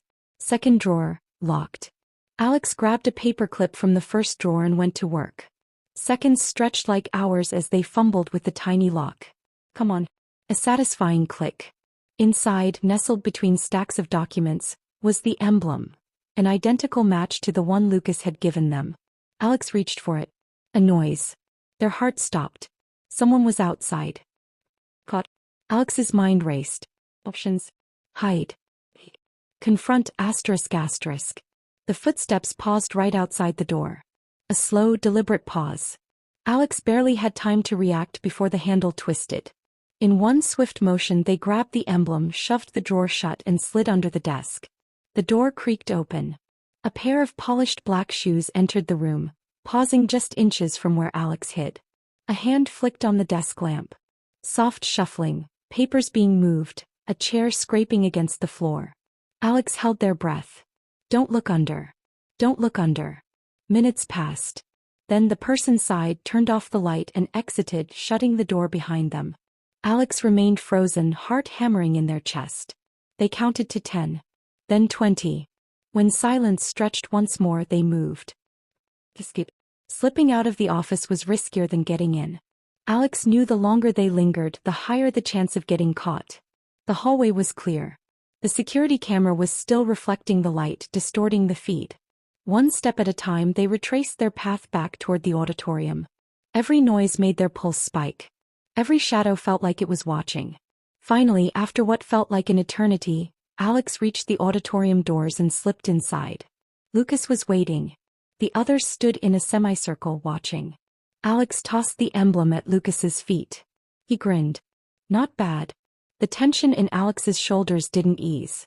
Lucas knelt, picking up the emblem. He examined it, nodding approvingly. Then his expression shifted. I do have one question, he said, standing. The room stilled. Alex's heart pounded. What? Lucas's eyes gleamed. Who was in the office while you were there? Alex's stomach dropped. How did he? A slow smirk spread across Lucas's face. Someone was, weren't they? Alex's mind spun. They could lie. Say no one was there. But something in Lucas's tone suggested he already knew the truth. So Alex did the only thing they could. They met his gaze and said, I don't know who it was. Lucas studied them. Then after a long beat, he laughed. A sharp, knowing laugh. Interesting, he murmured. Very interesting. He stepped forward, clapping Alex on the shoulder. Well done. The room exhaled. Alex forced a nod. Lucas smiled. Welcome to the family. Akumah Audiobooks. You are listening to Betrayal and Secrets, a hidden society revealed. Written by Akumah and voiceover by Sara. Akumah Audiobooks. Chapter 7. The love triangle begins torn between two worlds. Morning regrets. Alex barely slept. Lying in bed, staring at the ceiling, they replayed every detail from the night before. The blindfold, the initiation, the locked office. The way their pulse had thundered when the door creaked open. The quiet click of the security door behind them as they slipped back out into the school's empty halls. The emblem, still warm from their grip, now a symbol of a secret they weren't sure they wanted to be part of. Was there any way out of this?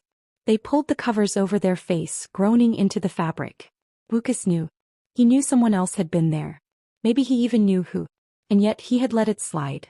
For now. Alex turned onto their side, their stomach twisting. Did Chloe know? Had she heard anything? And what about Ethan? He had been at the meeting, watching as Alex proved their so-called loyalty. What did he really think of all this? The questions followed Alex like ghosts, whispering in the back of their mind as they got ready for school. Unwanted attention. By the time Alex reached the Ridgewood High parking lot, they were already exhausted. A headache throbbed at their temples, and the bright morning sun felt like an interrogation light. They adjusted their backpack, taking a deep breath before stepping inside. They had barely made it to their locker when a familiar voice called out. Well, if it isn't the night's greatest thief. Alex stiffened, then turned to see Ethan leaning against the row of lockers, arms crossed, his signature smirk firmly in place. Not so loud, Alex muttered, shoving their books inside. Ethan chuckled, unfazed. Relax. No one's listening. He leaned in slightly. You were pretty impressive last night. Didn't think you had it in you. Alex snapped the locker shut and slung their bag over their shoulder. You don't know what I have in me. Ethan's grin widened.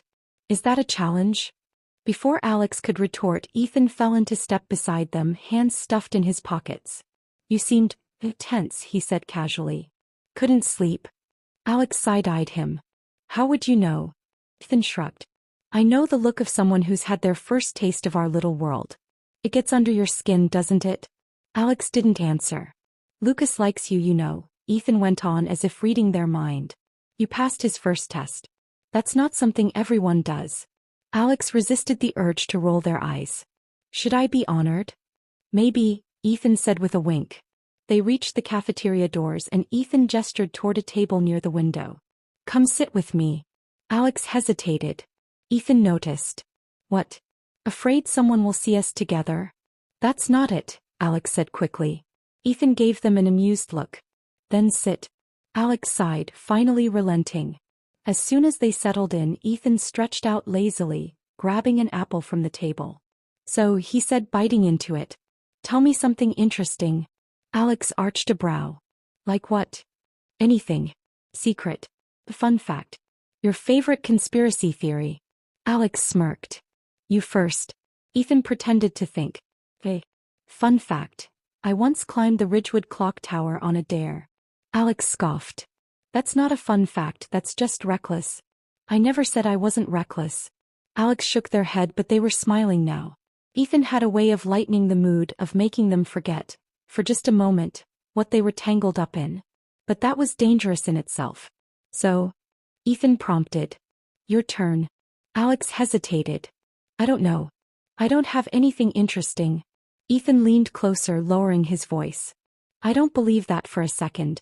Alex felt a strange heat rise to their cheeks. They cleared their throat. Fine. Here's one. I used to be scared of the dark. Ethan's brows lifted. Seriously? Yeah. Alex poked at their food absent-mindedly. When I was younger, I couldn't sleep unless there was a light on. I'd convince myself there was something in the shadows. Ethan tilted his head. And now? Alex met his gaze. Now I know the real monsters are usually standing right in front of you. For a second, something flickered across Ethan's face. But then he smirked. Poetic. I like it. Alex wasn't sure why, but that moment lingered in their mind long after lunch ended. Second pull. The day passed in a blur of half-listened to lectures and barely completed assignments. By the time the final bell rang, Alex's brain felt fried. They were stuffing their books into their backpack when a familiar voice spoke beside them. Need help with that? Alex turned to see Chloe standing there, a gentle smile on her face. Alex exhaled, rubbing their temples. If you're offering to do all my homework, then yes. Chloe chuckled. No promises, but I can help with a few things. Alex hesitated, then nodded. Yeah, actually, that'd be great. They made their way to the library, settling into a quiet corner.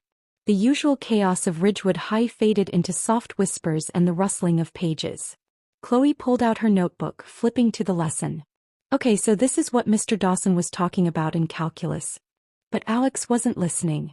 Instead, they were watching Chloe, the way she twirled her pen absent-mindedly, the way she bit her lip in concentration. It wasn't like with Ethan. Ethan was effortless charm, all confidence and teasing smirks. Chloe was steady, reliable. And somehow both of them were pulling Alex in opposite directions. Alex blinked, realizing they had zoned out. Sorry. What? Chloe smiled, shaking her head. You've been distracted all day. What's going on? Alex hesitated. How much could they say? They sighed. It's been a long week. Chloe studied them for a moment, then closed her notebook. You know you can talk to me, right? Alex swallowed. I know. For a moment, silence stretched between them. Then suddenly, Chloe glanced over her shoulder as if making sure no one was listening. Her expression shifted, hesitant, almost troubled. Alex frowned. What is it? Chloe hesitated. Nothing, she murmured, standing up. I should go. Alex watched her leave, unease settling deep in their chest. Something wasn't right. And they needed to find out what. Whispers in the shadows. Alex watched as Chloe disappeared down the hallway, her hurried footsteps fading into the quiet hum of the library. Something wasn't right. The way she had looked over her shoulder, the sudden shift in her demeanor. Was it fear? Uncertainty? Did she suspect something about the society? Alex tapped a pencil against the desk, deep in thought. They knew they had to tread carefully.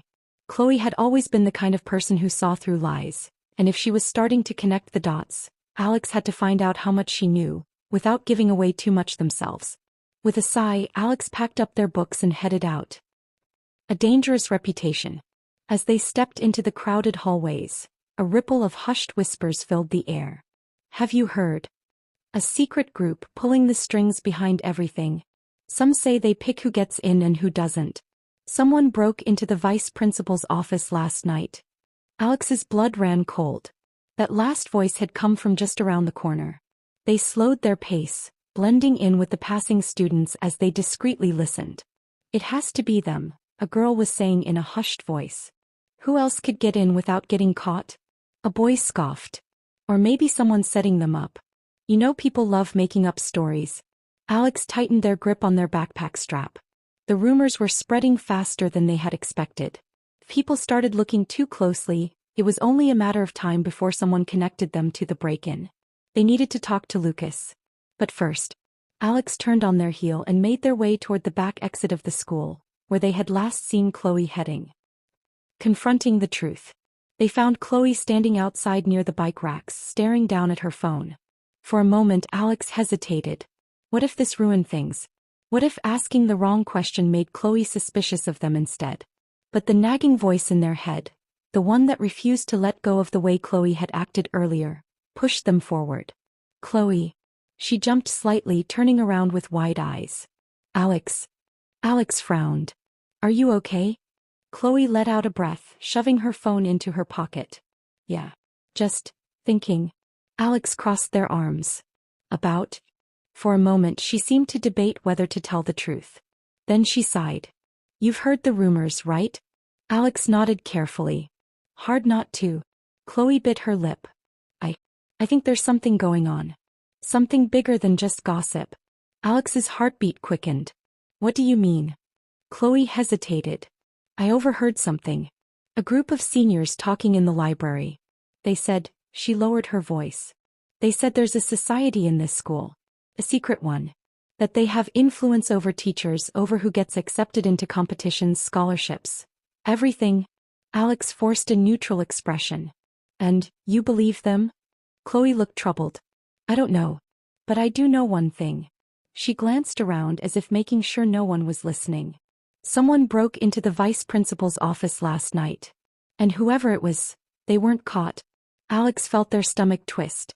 What are you trying to say? They asked, keeping their voice steady. Chloe hesitated. I think you need to be careful, Alex. Alex blinked. What? Chloe's gaze softened. I don't know if you're involved or if you're just caught in something you didn't expect. But if these rumors are true, if this society really exists, then this isn't just a game. Alex stared at her, their heart pounding. Chloe was close, too close to the truth. And yet, beneath her concern there was something else. Doubt.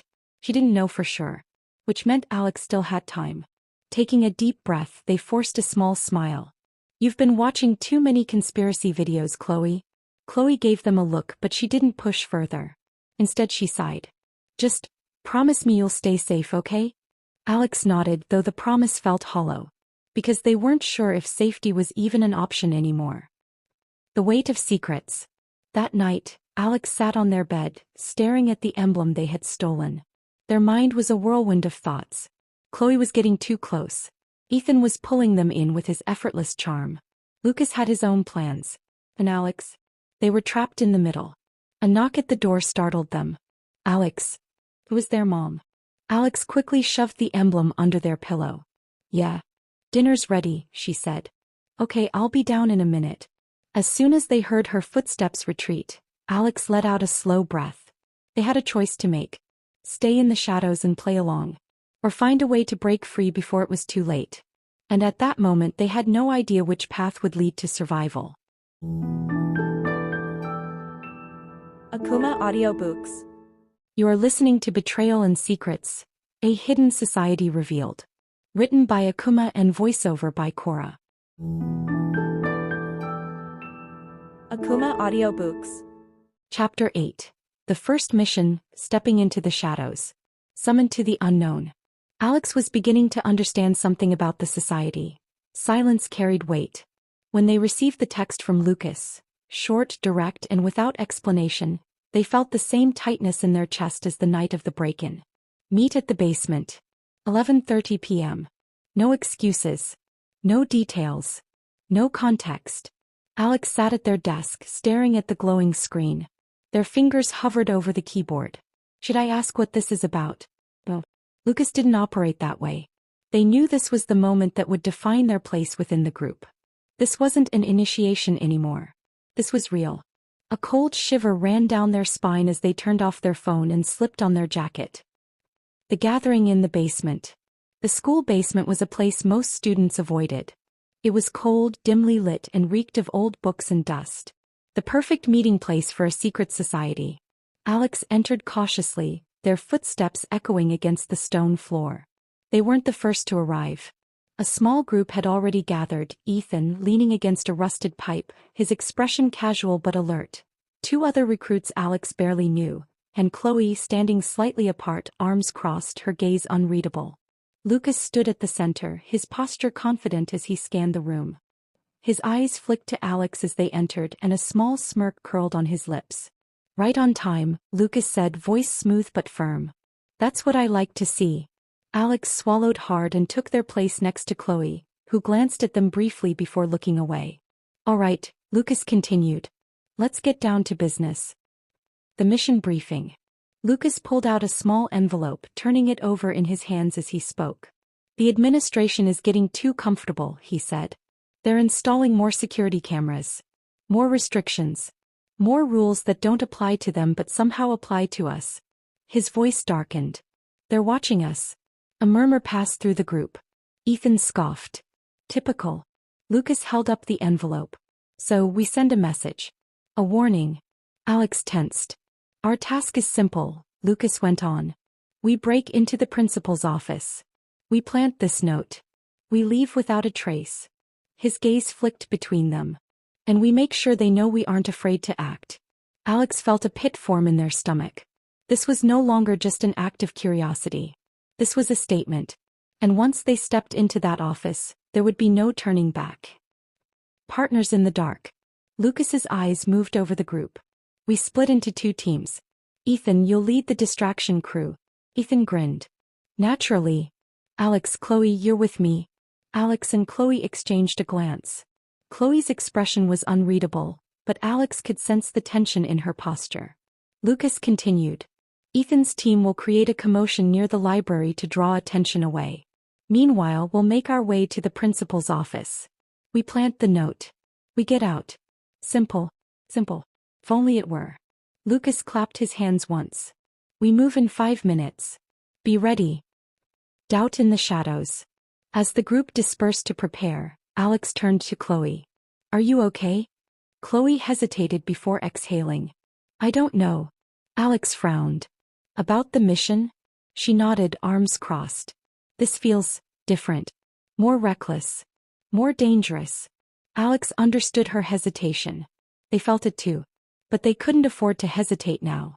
It's just a note, Alex said, keeping their voice steady. We're not hurting anyone.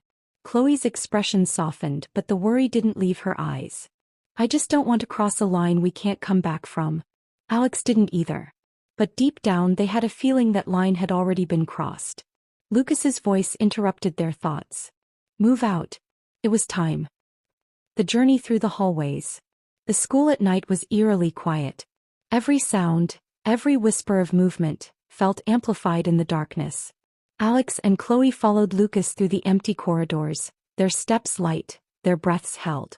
Ahead of them, the faint echoes of Ethan's distraction team carried through the air. A distant thud, a muffled shout. It was enough. They reached the principal's office. Lucas stopped, pulling out a small thin tool. With practiced ease, he inserted it into the lock. A click. The door creaked open. Lucas turned to Alex and Chloe. In. Now. Crossing the threshold. The office was bathed in faint moonlight from the window. The walls were lined with books, awards, and framed certificates. And yet, despite its professional appearance, Alex couldn't shake the feeling that something was off. Lucas moved quickly, stepping toward the large wooden desk. We leave the note here, he whispered. Make sure it's visible. Alex hesitated. Their fingers brushed against the envelope, the paper cool beneath their touch. A simple note. A warning. But to what end? Chloe shifted beside them, her breathing uneven. Alex, she whispered. Alex turned to her. And that's when they saw it. The cabinet. Half open. Files stacked neatly inside. Their eyes caught a glimpse of something, a familiar emblem. The same emblem of the society. Their hearts stopped. What the hell was this doing here? Lucas's voice cut through the silence. Alex. Alex snapped their gaze back to him. Hurry up. Alex placed the note on the desk. But their mind was already elsewhere. Because whatever this society was, the principal knew about it. And that changed everything. A silent discovery. Alex's breath caught in their throat as they stared at the half-open cabinet. The dim glow from the hallway cast eerie shadows on the polished surface of the desk, making the emblem on the file almost seem to pulse. The society's emblem here.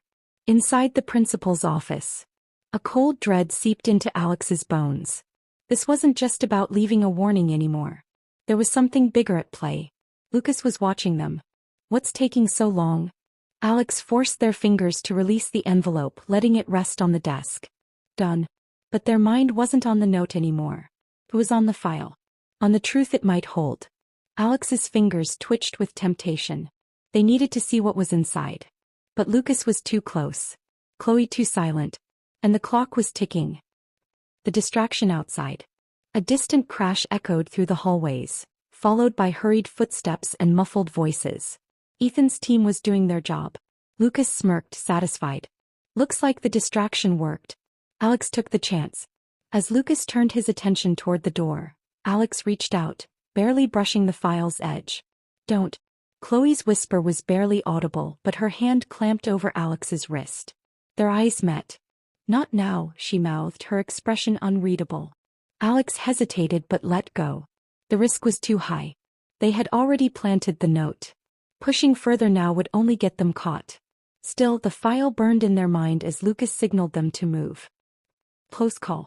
They slipped out of the office, closing the door just as a beam of light from a flashlight swept past the corridor. Alex froze, pressing their back against the wall. Chloe did the same beside them, her breathing shallow. Lucas didn't move, his entire body tensed like a coiled spring. The janitor. A slow shuffle of footsteps. The faint rustling of keys. Alex counted the seconds. 1, 2, 3. The janitor sighed, muttering something under his breath before his footsteps receded down the hall. Lucas exhaled, a smirk creeping onto his face. Too close. Alex wasn't in the mood to feel relieved. Their thoughts were still in that office, locked inside that file cabinet. What did the principal know? And more importantly, why did he have records on the society? Regrouping in the basement. By the time they returned to the basement, Ethan and his team were already there, looking smug. Worked like a charm, Ethan said, slumping against the wall.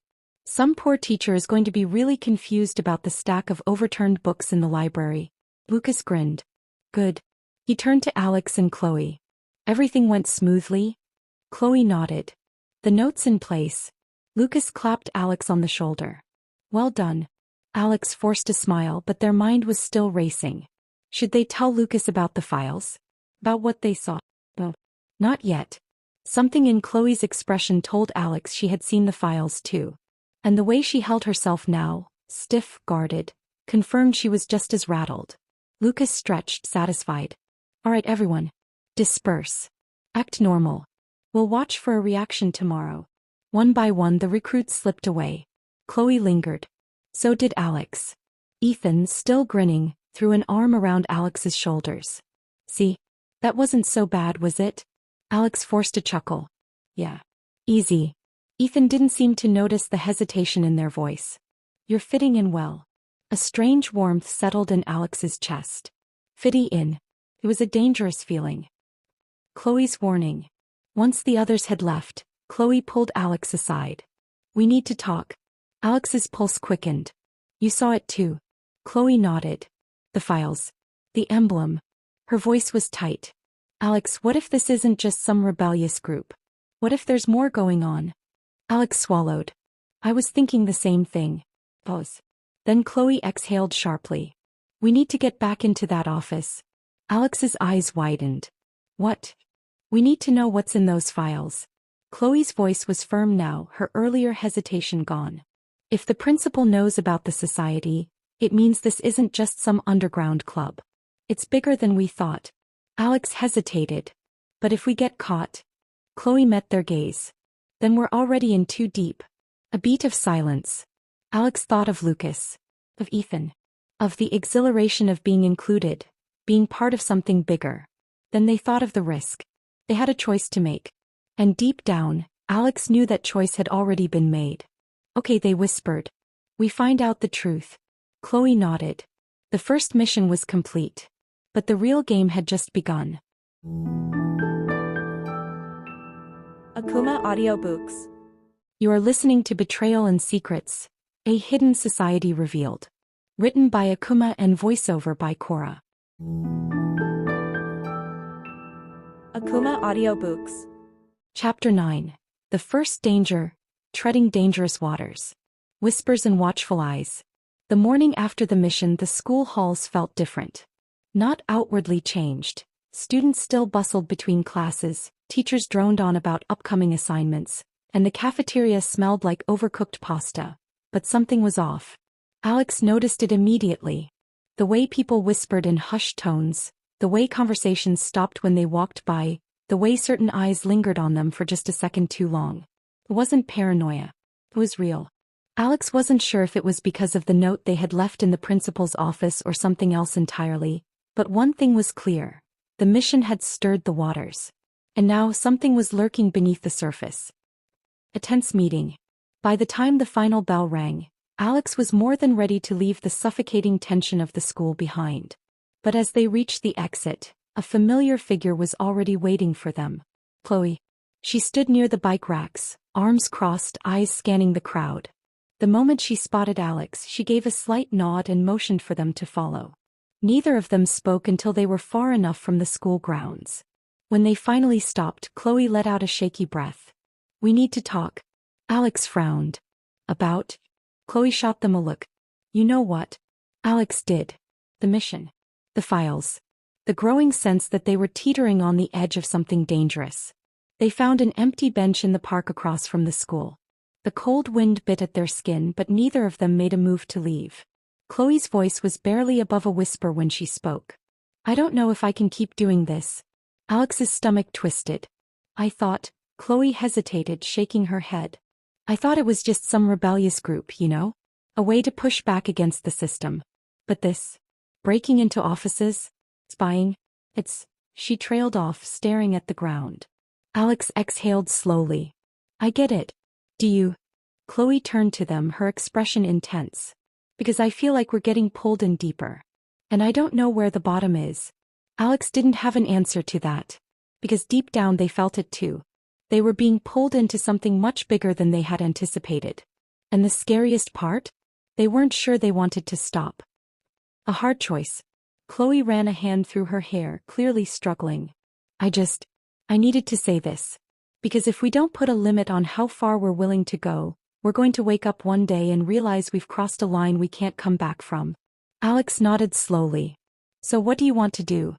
Chloe bit her lip. I don't know. But I need time to think. Alex understood. Because the truth was they weren't sure if they wanted out. Not yet. Just be careful, Chloe said finally. And if something feels wrong, don't ignore it. Alex swallowed. You too. Chloe nodded before standing up, hesitating only for a second before walking away. Alex watched her go, feeling more unsettled than ever. Because if Chloe, the most level-headed person they knew, was this shaken, then maybe they really were in over their heads. And maybe there wasn't a way out. A growing suspicion. That night Alex couldn't sleep. They lay awake, staring at the ceiling, replaying the conversation with Chloe over and over. The unease in her voice. The warning in her eyes. The way she had said, I don't know where the bottom is. Alex didn't either. And worse. They weren't sure if they even wanted to know. The fight in the hallway. The next morning the tension in the school had thickened. Alex could feel it the second they stepped inside. The air was heavier, charged with an energy that made their skin prickle.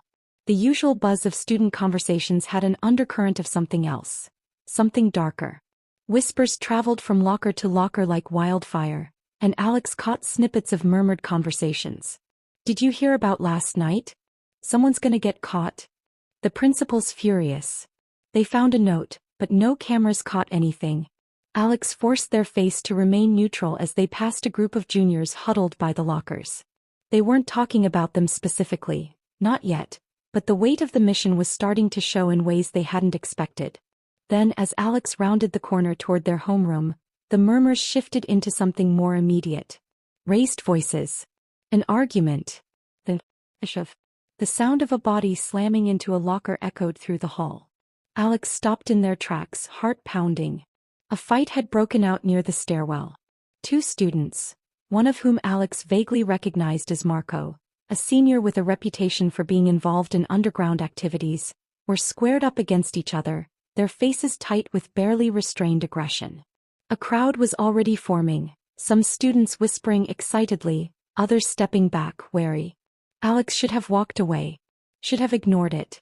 But then they saw Ethan. He wasn't fighting, but he was there, standing to the side, arms crossed, his expression unreadable. His usual easygoing demeanor was gone. In its place was something sharp. Calculating. Alex didn't know what unsettled them more, the fight or Ethan's reaction to it. A glimpse of another side. The fight escalated. Marco lunged forward, grabbing the other boy by the collar. You think you can just talk about things you don't understand? He hissed. The other boy shoved him back. People are already talking. You think it'll stay a secret forever? Secret. Alex felt their stomach twist. Was this about the society? Ethan finally stepped forward. He didn't raise his voice. He didn't shout. But the moment he placed a hand on Marco's shoulder, everything stopped. You don't want to do this here. His voice was low, controlled. Marco's jaw clenched, his hands twitching like he wanted to keep fighting, but something about Ethan's tone made him hesitate. Alex watched, uneasy, as Ethan leaned in and murmured something too quiet for them to hear. Whatever it was, it worked. Marco exhaled sharply, yanking his collar free from the other boy's grip.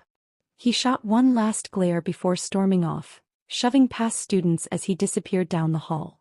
The fight was over before it had even really begun.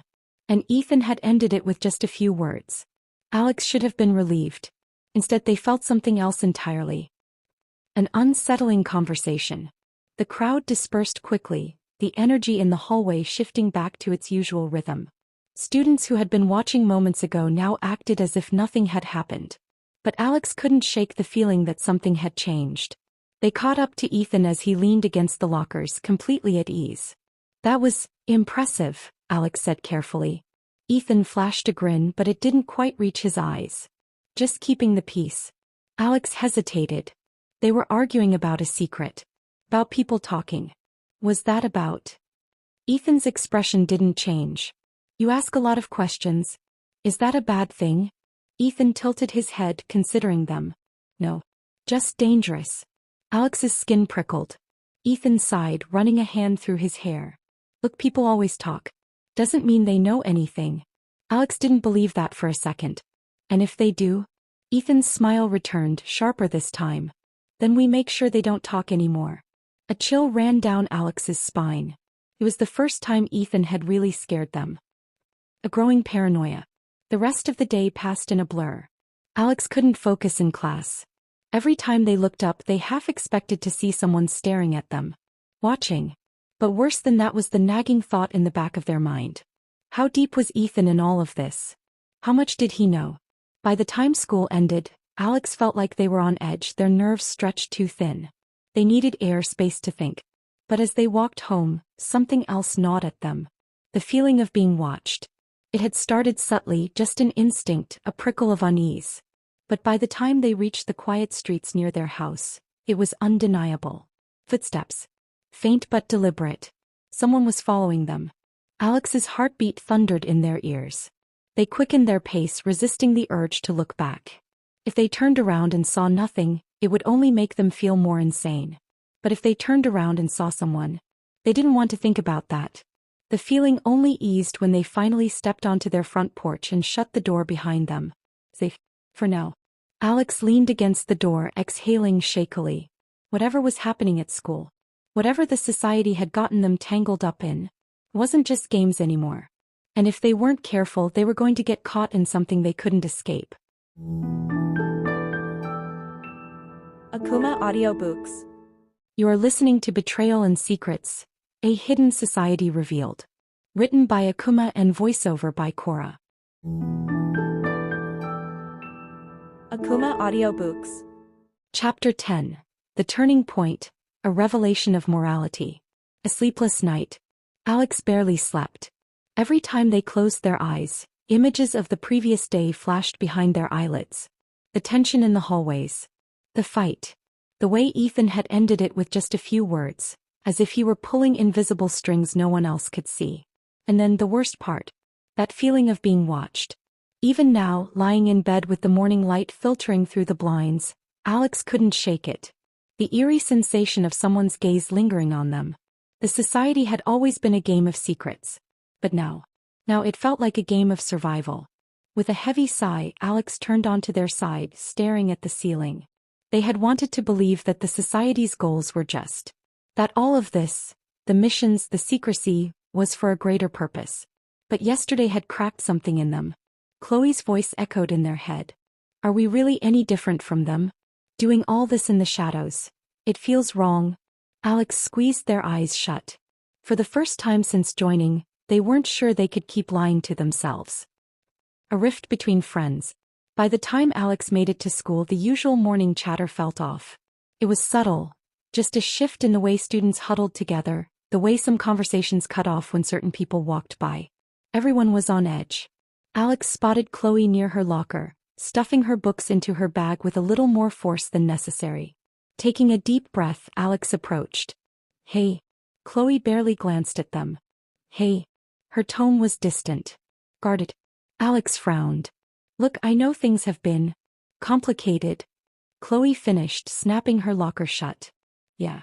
I noticed. Alex hesitated. I've been thinking about what you said. That caught Chloe's attention. She finally turned to look at Alex, searching their face. And you're right. The words felt heavy, like they had been waiting to be spoken. I don't know if this is what I thought it was. The society, I mean. I wanted to believe we were doing something good, but now I don't know. Chloe exhaled slowly, nodding. Then why are we still doing this? Alex had no answer. They should have walked away the moment doubt crept in. But the problem was, leaving wasn't that simple. They had already seen too much. And worse, Ethan was starting to notice. An unsettling revelation. The first few periods of the day dragged on, but Alex couldn't focus. The weight of everything, the secrecy, the mounting tension, was suffocating. By the time they reached history class, they were half expecting something to happen. And then it did. It started as a whisper. Alex had barely taken their seat when they caught the low murmur of voices behind them. Lucas and Ethan. They weren't being obvious, but they also weren't hiding the conversation completely. Alex forced themselves to stay still, listening. It has to be soon, Lucas muttered. If we wait too long, people will start getting comfortable again. Ethan's response was quieter, but the edge in his tone was unmistakable. We're not waiting. The plans are already in motion. The administration thinks they have control, but they won't see this coming. Alex's heart pounded. A mission.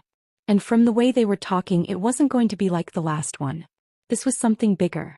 More dangerous. They gripped their pen tightly, their mind racing. Were they about to cross a line that couldn't be undone? And if they were, did Alex even have the power to stop it? Conversation with hidden meanings. Alex sat through the rest of history class with their minds spinning. Ethan's words refused to leave them. The plans are already in motion. This wasn't some harmless warning like their last mission. Whatever was coming next, it was going to be big. Dangerous. And Alex wasn't sure they wanted to be a part of it. As soon as the bell rang, they shoved their books into their bag and slipped out of the classroom before Lucas or Ethan could stop them. They needed time to think. But they barely made it a few steps down the hall before Ethan's voice cut through the crowd. Alex. A chill ran down their spine. They turned slowly, schooling their expression into something neutral. Hey. Ethan's usual charm was still there, but something was different today. His eyes were sharper, his smile a little too measured. You've been quiet lately, he said casually, leaning against the lockers. Everything okay? Alex hesitated. They knew this wasn't a friendly check-in. Ethan was watching them, gauging their reaction. Alex forced a shrug. Just tired. School, you know. Ethan nodded, but Alex could tell he didn't fully believe them. You know, Ethan continued, lowering his voice slightly, we all have doubts sometimes. It's normal. But at the end of the day, you have to decide which side you're on. Alex's stomach tightened. There was the warning. The society didn't tolerate uncertainty. You were either in or you were out. And Alex wasn't sure what out even looked like. But they nodded anyway, pretending to agree. Yeah. I get it. Ethan studied them for a moment longer, then smiled. Good. See you at the meeting tonight. Alex barely managed to nod before Ethan disappeared into the crowd. They let out a slow breath. The noose was tightening. The weight of a choice. By lunch, Alex had made up their mind. They couldn't keep going along with this. Chloe had been right. This wasn't about justice or change anymore. This was control. And now something worse was coming. They needed to figure out what the next mission was. And they needed to stop it. Chloe was sitting alone in the cafeteria, picking at her food with a distracted expression. Alex slid into the seat across from her. We need to talk. She looked up, instantly wary. About what? Alex leaned in, keeping their voice low. The society is planning something. Something big. I overheard Ethan and Lucas talking about it. Chloe's face darkened. What kind of something? Alex shook their head. I don't know yet. But I have a feeling it's not just another note on the principal's desk. Chloe exhaled, running a hand through her hair. Then we need to find out before it's too late. Alex nodded. Tonight's meeting. That's our chance. Chloe hesitated. And after that? Alex met her gaze. We do whatever it takes to stop them. The meeting. The society's meetings were always held in the basement of an old and used building behind the school. By the time Alex and Chloe arrived, the room was already filled with whispers. Lucas stood at the front, his presence commanding as always. Ethan was by his side, his usual easygoing demeanor replaced with something colder. Alex and Chloe stayed near the back, keeping their heads down. Lucas raised a hand and the room fell silent. Last night's mission was a success, he said, his voice steady. But we've only just begun. Murmurs of approval rippled through the group. Alex clenched their fists. Lucas continued. The administration thinks they can silence us. They think we'll back down. But we won't. He paused, letting his words sink in. The next step is simple. We escalate. Alex's stomach dropped. Ethan stepped forward. The school's servers. Security files. Surveillance logs. They have everything on us. We wipe it clean. A few people exchanged uneasy glances. Even among the society, this was a major move. One student hesitated. Won't that bring too much attention? Lucas's gaze snapped to him. You think we haven't already drawn attention? The administration already knows about us. This is about control. We take back our power. The student fell silent. Ethan smirked. We have everything we need to access the system. We just need a few people willing to make it happen. A few hands went up. Alex felt like they couldn't breathe. This was it. If they didn't stop this now, things would spiral out of control. They looked at Chloe. She gave a small, almost imperceptible nod. They had to act. And they had to act fast. Akumah Audiobooks. You are listening to Betrayal and Secrets, A Hidden Society Revealed. Written by Akumah and voiceover by Sara. Akumah Audiobooks. Chapter 11. The Plan, Calculated Risk. Alex sat on the floor of their dimly lit room, their back against the bed, staring at the mess of notes spread out before them. Pages filled with scribbled conversations, timelines of the society's activities, and details about key members were scattered across the floor like pieces of a puzzle. One they were still struggling to put together. The weight of what they had learned in the past 24 hours crushed down on them. The next step is simple. We escalate. Lucas's words echoed in their mind, sharp and unrelenting. The society had never been just a rebellious student organization fighting against corruption. That was the lie they sold to recruits, the illusion of a greater purpose that made people believe they were fighting for something just. But that wasn't the truth, not anymore. Somewhere along the way, the society had become exactly what it claimed to be against. It wasn't about resistance. It was about power, control, fear. And Alex was done pretending otherwise. They exhaled, running a hand through their hair. Their fingers trembled slightly, but they ignored it. The weight of indecision, of playing along to survive, had grown unbearable. They couldn't stay passive any longer. They had to act. But how? Alex reached for a blank sheet of paper and pressed the tip of a pen against it, hesitating for a second before writing a single word at the top. Plan. Piecing together the truth. Alex's first step was to organize what they knew. They jotted down names. Lucas, Ethan, Maya, Julian. The core members of the society's leadership. Lucas was the brain, the one who crafted the strategies. Ethan, his enforcer, the one who ensured loyalty through subtle intimidation. Maya and Julian handled logistics, spreading messages, erasing evidence, keeping track of members. Then they wrote down what they had overheard. The next step is to erase security files and surveillance logs. The administration already knows about us. This is about control. We take back our power. Alex tapped the pen against the paper, deep in thought. The society had access to the school's digital system, which meant they either had someone on the inside, or they were planning to break in. But why? They already had influence over the students. The administration was struggling to keep up with their activities. What did erasing security files accomplish? Plus, Alex's stomach twisted as realization dawned. If the society erased records of their activities, there would be nothing tying them to past incidents. No proof of their involvement in the previous acts of sabotage. No way for the school, or the authorities, to hold them accountable. They weren't just escalating their actions. They were wiping their slate clean. Alex clenched their jaw. This wasn't about justice. This was about consolidating power. And if the society succeeded, there would be no stopping them. Alex scribbled one more line under the word plan. Find evidence before it's too late. An uninvited guest. A soft knock on the door made Alex freeze. They quickly gathered the loose sheets of paper and shoved them under their bed before standing up. Who is it? They called, keeping their voice steady. It's me, Chloe. Alex opened the door, heart pounding, unsure what to expect. Chloe stepped inside, glancing around the room. Her expression was guarded, but there was something else in her eyes. Uncertainty. You're working on something, she said, eyeing the papers still visible on the desk. Alex hesitated. There was no point in lying. Yeah. Chloe exhaled, closing the door behind her. I thought so. She sat on the edge of the bed, hands clasped together. Alex, I think we need to talk. Alex sat down across from her, the air between them thick with tension. I'm listening. Chloe hesitated, choosing her words carefully. I've been thinking. A lot. About everything. About the society. About you. And she exhaled sharply. I can't ignore it anymore.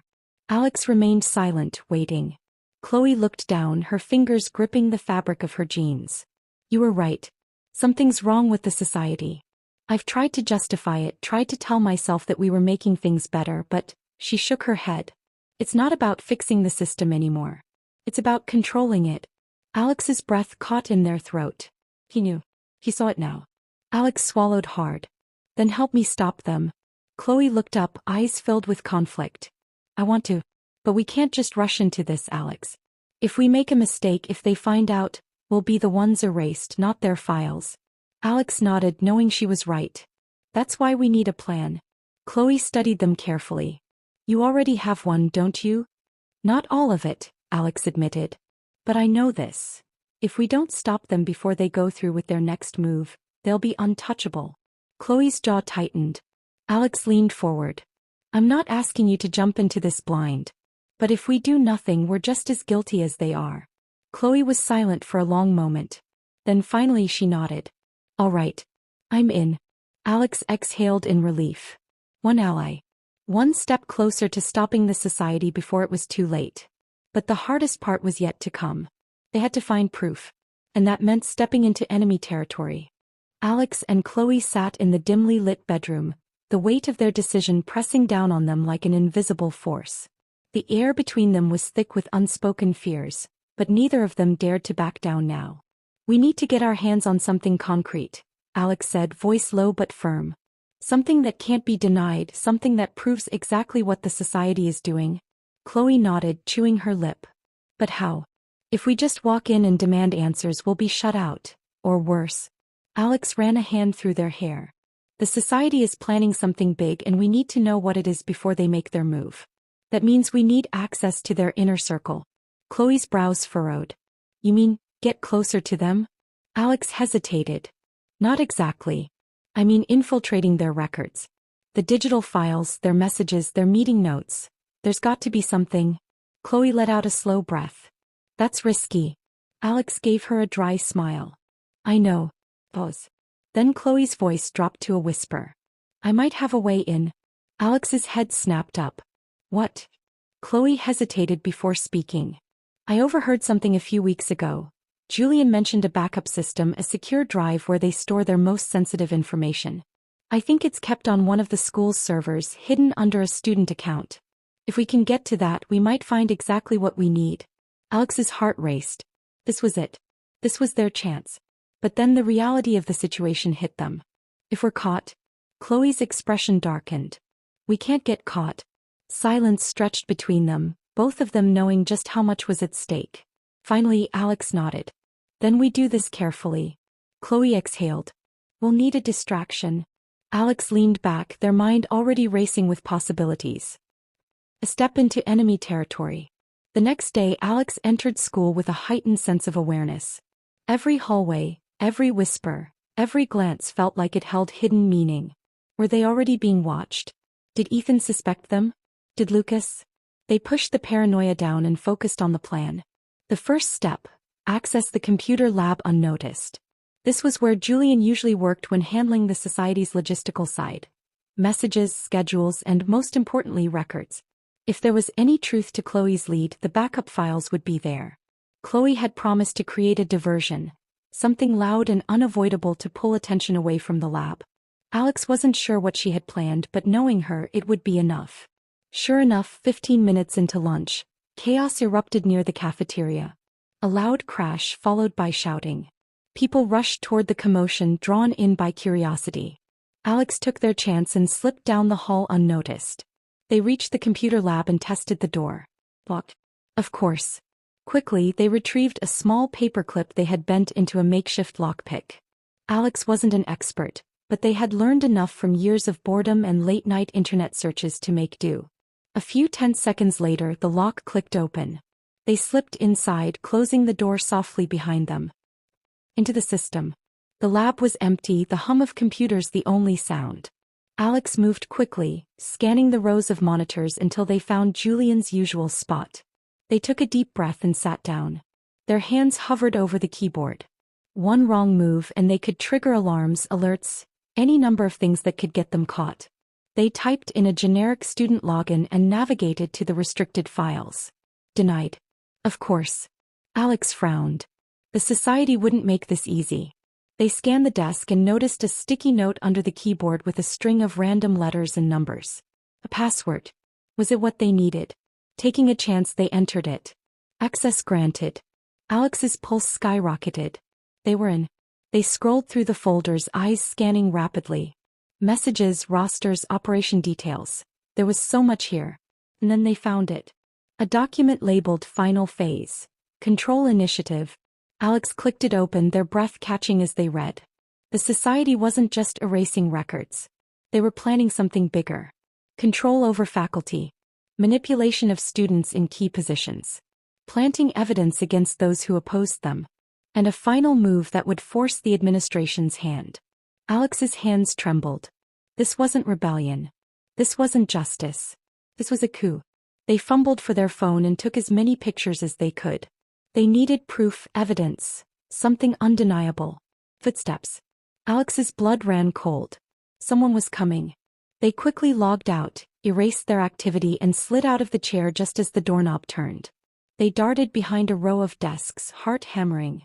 The door creaked open. A figure stepped inside. Julian. He walked to his desk, humming softly. Alex barely breathed. If he turned around, if he saw them. Julian paused, frowning. He scanned the room, his fingers drumming against the desk. Seconds stretched into eternity. Then finally he shrugged and sat down. Alex didn't waste time. The second Julian was distracted, they slipped toward the door, silently turning the handle and stepping into the hall. Once the door was closed behind them, Alex ran. Nowhere to hide. They didn't stop until they reached the far side of the school. Their hands shook as they pulled out their phone, scrolling through the pictures they had taken. It was all there. Proof. They had done it. A rush of adrenaline coursed through them, followed by sheer terror. What they had was dangerous. If the society found out. Alex took a deep breath, shoving the phone deep into their pocket. They had what they needed. Now they just had to figure out what to do with it. And they had to do it before the society found out first. Akumah Audiobooks. You are listening to Betrayal and Secrets, A Hidden Society Revealed. Written by Akumah and voiceover by Sara. Akumah Audiobooks. Chapter 12. Building Alliances, Strength in Numbers. Doubt and Determination. Alex sat alone in their room, phone gripped tightly in their hand. The pictures they had taken, the proof of the society's plans, burned in their mind. It was undeniable. The society wasn't just controlling information, they were orchestrating something bigger, something dangerous. But now that Alex had the evidence, the real challenge began. Who could they trust? It was a question that had haunted them since the beginning. The society was vast, its influence stretching far beyond what they had originally thought. Students who seemed ordinary could be informants. Teachers could be complicit. Even their own friends. Alex shook their head. They couldn't afford to think like that. They needed allies. Choosing sides. The next day at school, Alex paid closer attention to their surroundings. Every conversation in the hallways, every glance exchanged between students. It all seemed like a potential clue. They spotted Lucas leaning against the lockers, chatting easily with a group of students. Too close to the society. Maya, on the other hand, walked past without a word, her gaze flicking briefly toward Alex before shifting away. Indifferent, or afraid. There were others. Students who had spoken out against the school's unfair policies, those who had questioned the way things were run. Alex needed to find them, figure out if they were willing to stand against something bigger than they'd ever imagined. Chloe found them at lunch, sliding into the seat across from them. You look like you're planning a revolution. Alex huffed a quiet laugh. That's because I might be. Chloe smirked but quickly sobered. I know what you're doing. You're trying to figure out who we can trust. Yeah. Alex picked at their food. And it's exhausting. Chloe nodded. We need people who are already questioning things. People who've seen what the society does and don't like it. I know. But how do we know they're not spies? Chloe leaned forward. We test them. Alex raised an eyebrow. And how do you suggest we do that? Chloe's lips curled into a smirk. By feeding them just enough information to see what they do with it. Alex considered this. It was risky, but if they could confirm even one person's loyalty, it would be worth it. Recruitment begins. Over the next few days, Alex started reaching out. Carefully. First was Maya. She was a quiet student, someone who kept to herself but had once challenged a teacher about the administration's strict monitoring of online activity. When Alex approached her after class, she looked wary but didn't walk away. You ever feel like we don't actually have control over anything here? Alex asked casually. Maya's eyes flickered with something. Interest? Caution. Depends on what you mean. Alex leaned against the wall. I mean how some students seem to have power over others. How decisions get made behind closed doors and we just go along with them. Maya studied them.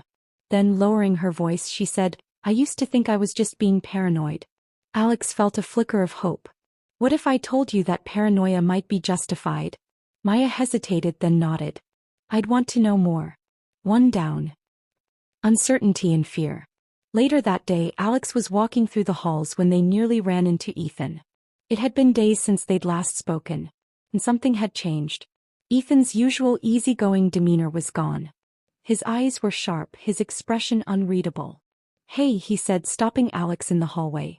Hey, Alex replied, forcing their voice to stay even. There was a pause, a tension between them that hadn't been there before. You've been busy, Ethan finally said. Alex's stomach tightened. What's that supposed to mean? Ethan shrugged, but there was something in his posture that put Alex on edge. Just saying. You've been talking to a lot of people lately. Alex forced a chuckle. Didn't realize that was against the rules. Ethan didn't laugh. Instead, he took a step closer. Just be careful, Alex. And then he walked away. Alex let out a slow breath, their heart pounding. Ethan knew something. The society was watching. And if they weren't careful, everything would fall apart before it even started. A growing alliance. That night, Alex met Chloe at their usual spot, a secluded area near the back of the school. Maya was with them along with two other students, Jonah and Priya. Jonah was a tech whiz, someone who had been caught hacking into the school system before. Priya was sharp, always questioning authority but never quite stepping out of line. He'll know. Chloe crossed her arms. All right, we're all here. So what's next? Alex took a deep breath. We need to find out exactly how deep the society's influence runs. Who they control, what they're planning. Jonah smirked. Sounds like you need someone to dig through some files. Alex nodded. Think you can do it without getting caught? Jonah scoffed. Please. The school's security is garbage. I just need to know what I'm looking for. Chloe turned to Priya. And you? Priya shrugged. I've got a few contacts. People who used to be part of the society but left. I can talk to them, see if they know anything useful. Alex felt a small spark of hope. They had a team. A real team. But as they looked at the faces around them, the weight of responsibility settled heavily on their shoulders. They weren't just gathering information anymore. They were starting a war. And they had no idea how much time they had left before the society struck first. Breaking into the system. 2 nights later, Jonah sat in his dimly lit room, his laptop screen casting a faint glow across his face. His fingers danced over the keyboard, breaking through the school's firewall with practiced ease. Alex and Chloe were on a voice call with him, their voices hushed but urgent. Are you in? Chloe asked. Jonah smirked. You doubt me? A few more keystrokes and he was past the first layer of security. This system is trash, he muttered. They upgraded the firewalls, but it's all superficial. Whoever's managing this doesn't know what they're doing. Alex swallowed. That's good, right? Jonah chuckled. Very good. Give me a sec. His screen flooded with folders, each marked with obscure codes. He scanned the titles, searching for something, anything, that hinted at the society's activities. Then he found it. A file labeled Project Ascension. Bingo, Jonah whispered. The society's true agenda. Alex leaned in closer to their own screen as Jonah clicked the file open. Pages of documents, messages, and schedules appeared. Chloe inhaled sharply. What is this? Jonah scrolled through. Looks like an internal project. Some kind of selection process. Alex narrowed their eyes. Selection for what? Jonah read aloud. Phase 2 initiation, selection of candidates, psychological evaluation, memory alteration procedures. Silence. Chloe broke it first. Memory alteration? Alex's stomach twisted. Are they erasing people's memories? Jonah kept reading. Not erasing. Rewriting. It says here that some students are being reprogrammed to become more compliant. Chloe swore under her breath. They're brainwashing people. Jonah kept scrolling. And it gets worse. There's a list of students flagged for reassessment. Alex's blood ran cold. Who's on the list? Jonah hesitated. Then he said, you, Chloe, Maya, Priya, me. Chloe clenched her fists. They know. Alex's mind raced. The society wasn't just watching them, they were preparing to eliminate them as threats. We have to act now, Alex said. If we wait any longer, they'll move first. Desperate plan. The next day, Alex called for an emergency meeting in their usual hideout, a forgotten storage room behind the school's library. The small group of rebels gathered, faces tense and alert. Alex wasted no time. We found something big. Jonah projected the stolen files onto his tablet. They're planning to rewrite people's memories. We're on the list. Gasps filled the room. Maya's hands trembled as she whispered, they're going to erase us? Not erase, Priya muttered, her voice thick with anger. Control. Chloe stood. We have two options. We expose them now or we shut them down from the inside. The group fell into silence. Maya shook her head. How do we even fight something like this? Alex took a deep breath. We take out their infrastructure. Their servers, their files.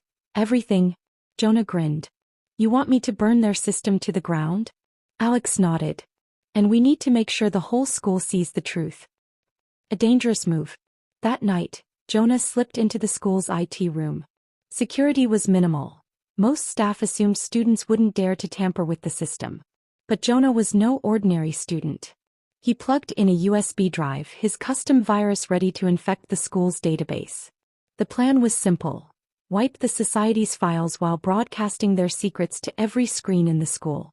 As he worked, he whispered into his earpiece. I'm in. Alex, Chloe, and Priya stood outside keeping watch. Just hurry, Chloe urged. I don't like this. Then footsteps. Then. He stood in the doorway, his expression unreadable. What are you doing? Ethan's voice was quiet, but there was steel in it. Jonah froze. Alex stepped forward. Ethan, just walk away. Ethan's eyes darkened. You don't know what you're messing with.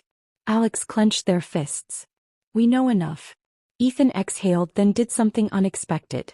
He stepped inside and shut the door. You're too late, he said.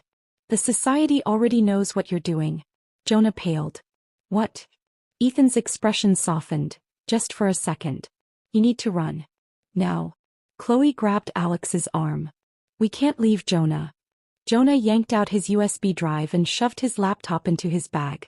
Let's go. The group bolted down the hall, Ethan trailing behind. Behind them, alarms blared. The society was coming. No turning back. They ran through the darkened school, hearts pounding. Outside, headlights flashed, black cars pulling up to the entrance. Chloe cursed. They're here. Alex grabbed Jonah's arm. Did you get enough? Jonah nodded, breathless. Not everything, but enough to expose them. Ethan stepped forward. You need to disappear for a while. Lay low. Chloe narrowed her eyes. Why are you helping us? Ethan hesitated. Then softly he said, because I was supposed to turn you in. And I didn't. Alex studied him. Ethan. I can't explain right now, Ethan said. Just go. For a moment Alex wanted to argue. But there wasn't time. They ran. As they slipped into the shadows, the society's agents stormed the school. The war had begun. And there was no going back. Akumah Audiobooks. You are listening to Betrayal and Secrets, a hidden society revealed. Written by Akumah and voiceover by Sara. Akumah Audiobooks. Chapter 13. Ethan's suspicion, the growing threat. An unsettling distance. The school felt different now. The air was thick with tension, the kind that made Alex hyper-aware of every step they took. The usual chatter in the halls seemed quieter, more cautious. Students exchanged wary glances, whispering in hushed voices. The recent incidents, security breaches, vandalism, rumors of secret groups, had unsettled everyone. But none of that worried Alex as much as the person walking just a few feet ahead of them. Ethan. Ever since the night at the IT room, he had changed. The easy charm, the laid-back confidence. It was still there, but beneath it was something sharper, something calculating. Alex had always known Ethan was intelligent. Too intelligent. And now he was watching them. They felt his gaze during class, lingering just a second too long. They noticed how he positioned himself near them in the cafeteria, his presence casual but deliberate. He didn't ask questions outright, but every conversation between them had turned into a careful game of words. Alex wasn't sure what he had figured out yet, but they knew one thing. Ethan was suspicious. Silent observations. In English class, Alex sat near the back, flipping through their textbook but barely absorbing the words. Their mind was elsewhere. On Ethan, on the society, on the increasing scrutiny around school. Ethan sat diagonally across from them, pretending to take notes, but Alex could feel his occasional glances. It had been days since he had last confronted them. He hadn't pressed for answers about the IT room. He hadn't asked why they were sneaking around, or why he found them in places they had no reason to be. And that was the most unsettling part. Ethan wasn't the type to let things go. If he wasn't asking questions, it meant he was waiting for something. Gathering evidence. Looking for proof. Alex tapped their pencil against their notebook, stealing a glance at him. Ethan met their eyes. For a split second there was something there. Curiosity? Doubt? A silent challenge? Alex quickly looked away, heart pounding. The class dragged on, but Alex couldn't focus. When the bell rang, they gathered their things quickly, trying to slip out before Ethan could approach them. But as they turned into the hallway, a voice stopped them. "You're avoiding me." Alex froze. Slowly they turned to face Ethan, who leaned against the locker beside them, arms crossed. His expression was unreadable. Alex forced a smirk. "What?" "No, I've just been busy." Ethan raised an eyebrow. "Right." The air between them was thick with unspoken words. Alex needed to tread carefully. A test of wits. Ethan didn't move from his spot, blocking Alex's exit. His voice was casual, but his words were anything but. "Funny thing," he said, tilting his head slightly. "After that night I started thinking. About you. About Chloe. About everything that's been going on." Alex kept their expression neutral. And I realized something," Ethan continued. "You're always in the middle of things. The rumors. The disappearances. The security breaches." He took a step closer. "But you're not reckless. You're careful. You cover your tracks." His eyes flickered with something unreadable. "Which makes me wonder, what exactly are you hiding?" Alex felt their stomach tighten. They let out a short laugh, forcing themselves to play it cool. "Ethan, you sound like you're in some detective novel." "Maybe I am." He studied them, waiting. This was a test. Ethan was trying to provoke a reaction. To see if they'd crack. Alex met his gaze, steady and unreadable. "If you think I'm involved in something, just say it." Ethan held their stare. "I don't have proof." "Not yet." That "not yet" sent a chill down Alex's spine. Then Ethan's expression shifted slightly, just enough to show a glimpse of something deeper. Something almost reluctant. He hesitated, lowering his voice. "I don't want to believe you're part of this." Alex inhaled sharply. For a moment, it felt like the ground beneath them was unstable, like they were teetering between two versions of reality. One where Ethan was still the person they had trusted, and one where he was their biggest threat. But there was no time for sentimentality. They needed to get ahead of this. So they plastered on a smirk and shrugged. "Believe whatever you want. But if you're looking for conspiracies, maybe you should check under your bed for monsters too." Ethan didn't smile. He just watched them for another long moment before stepping back, giving them space to leave. Alex walked away, feeling his gaze on their back the entire time. Chloe's dilemma. Later that day, Alex met up with Chloe near the old library staircase, where they could talk without prying ears. "He's on to us," Alex said immediately. Chloe's expression darkened. "I figured." Alex studied her, searching for any sign of hesitation. Chloe had been distant lately, caught between her loyalty to the society and her growing feelings for Alex. They couldn't afford for her to waver now. "Where do you stand in all this?" Alex asked bluntly. Chloe exhaled, running a hand through her hair. "I don't know." "That's not an answer." Chloe's jaw tightened. "You want an answer? Fine. I don't trust the society. But I don't know if I can trust you either." That stung. Alex took a step closer. "You've seen what they do. You've seen what they're planning." "I have," Chloe admitted. "But Ethan's not wrong, Alex. You're hiding things. From me. From him. From everyone." Alex clenched their fists. "Because I have to." Chloe shook her head. "Maybe. Or maybe you've just gotten too deep into this and now you don't even know who you're protecting anymore." For a brief moment they just stood there, the weight of everything pressing down on them. Finally Alex sighed. "I need to throw Ethan off my trail before it's too late." Chloe crossed her arms. "And how do you plan to do that?" Alex met her eyes. "By making him believe exactly what he wants to believe." The school's growing unease. By lunchtime the tension in the school had escalated. Security cameras had been installed overnight. Teachers were keeping a closer watch on students. The principal had sent out a vague but ominous announcement about recent acts of misconduct and severe consequences for those involved. Whispers filled the halls. "Someone's been leaking info to the teachers. They're cracking down on secret groups. I heard they found evidence in the IT room." Alex kept their head down, blending into the background, but their pulse raced. Time was running out. If they didn't act soon, Ethan wouldn't be the only one onto them. The society was watching. Waiting. And Alex was dangerously close to becoming their next target. The perfect misdirection. Alex didn't go home right after school. Instead, they lingered in the library, waiting for the halls to empty out.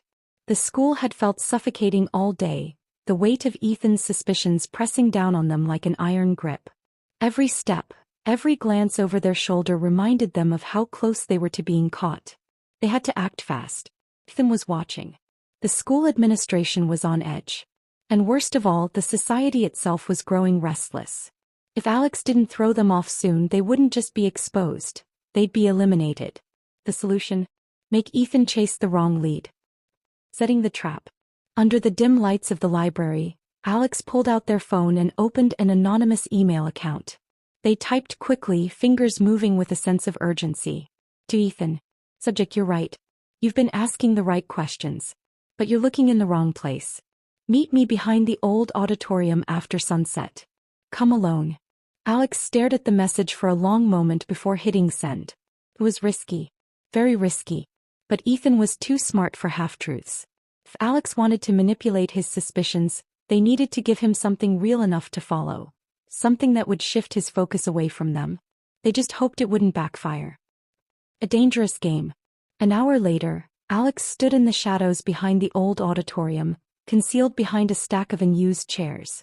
The place was deserted, the silence stretching between the looming brick walls. Then footsteps. Ethan. He arrived cautiously, scanning the area before stepping deeper into the shadows.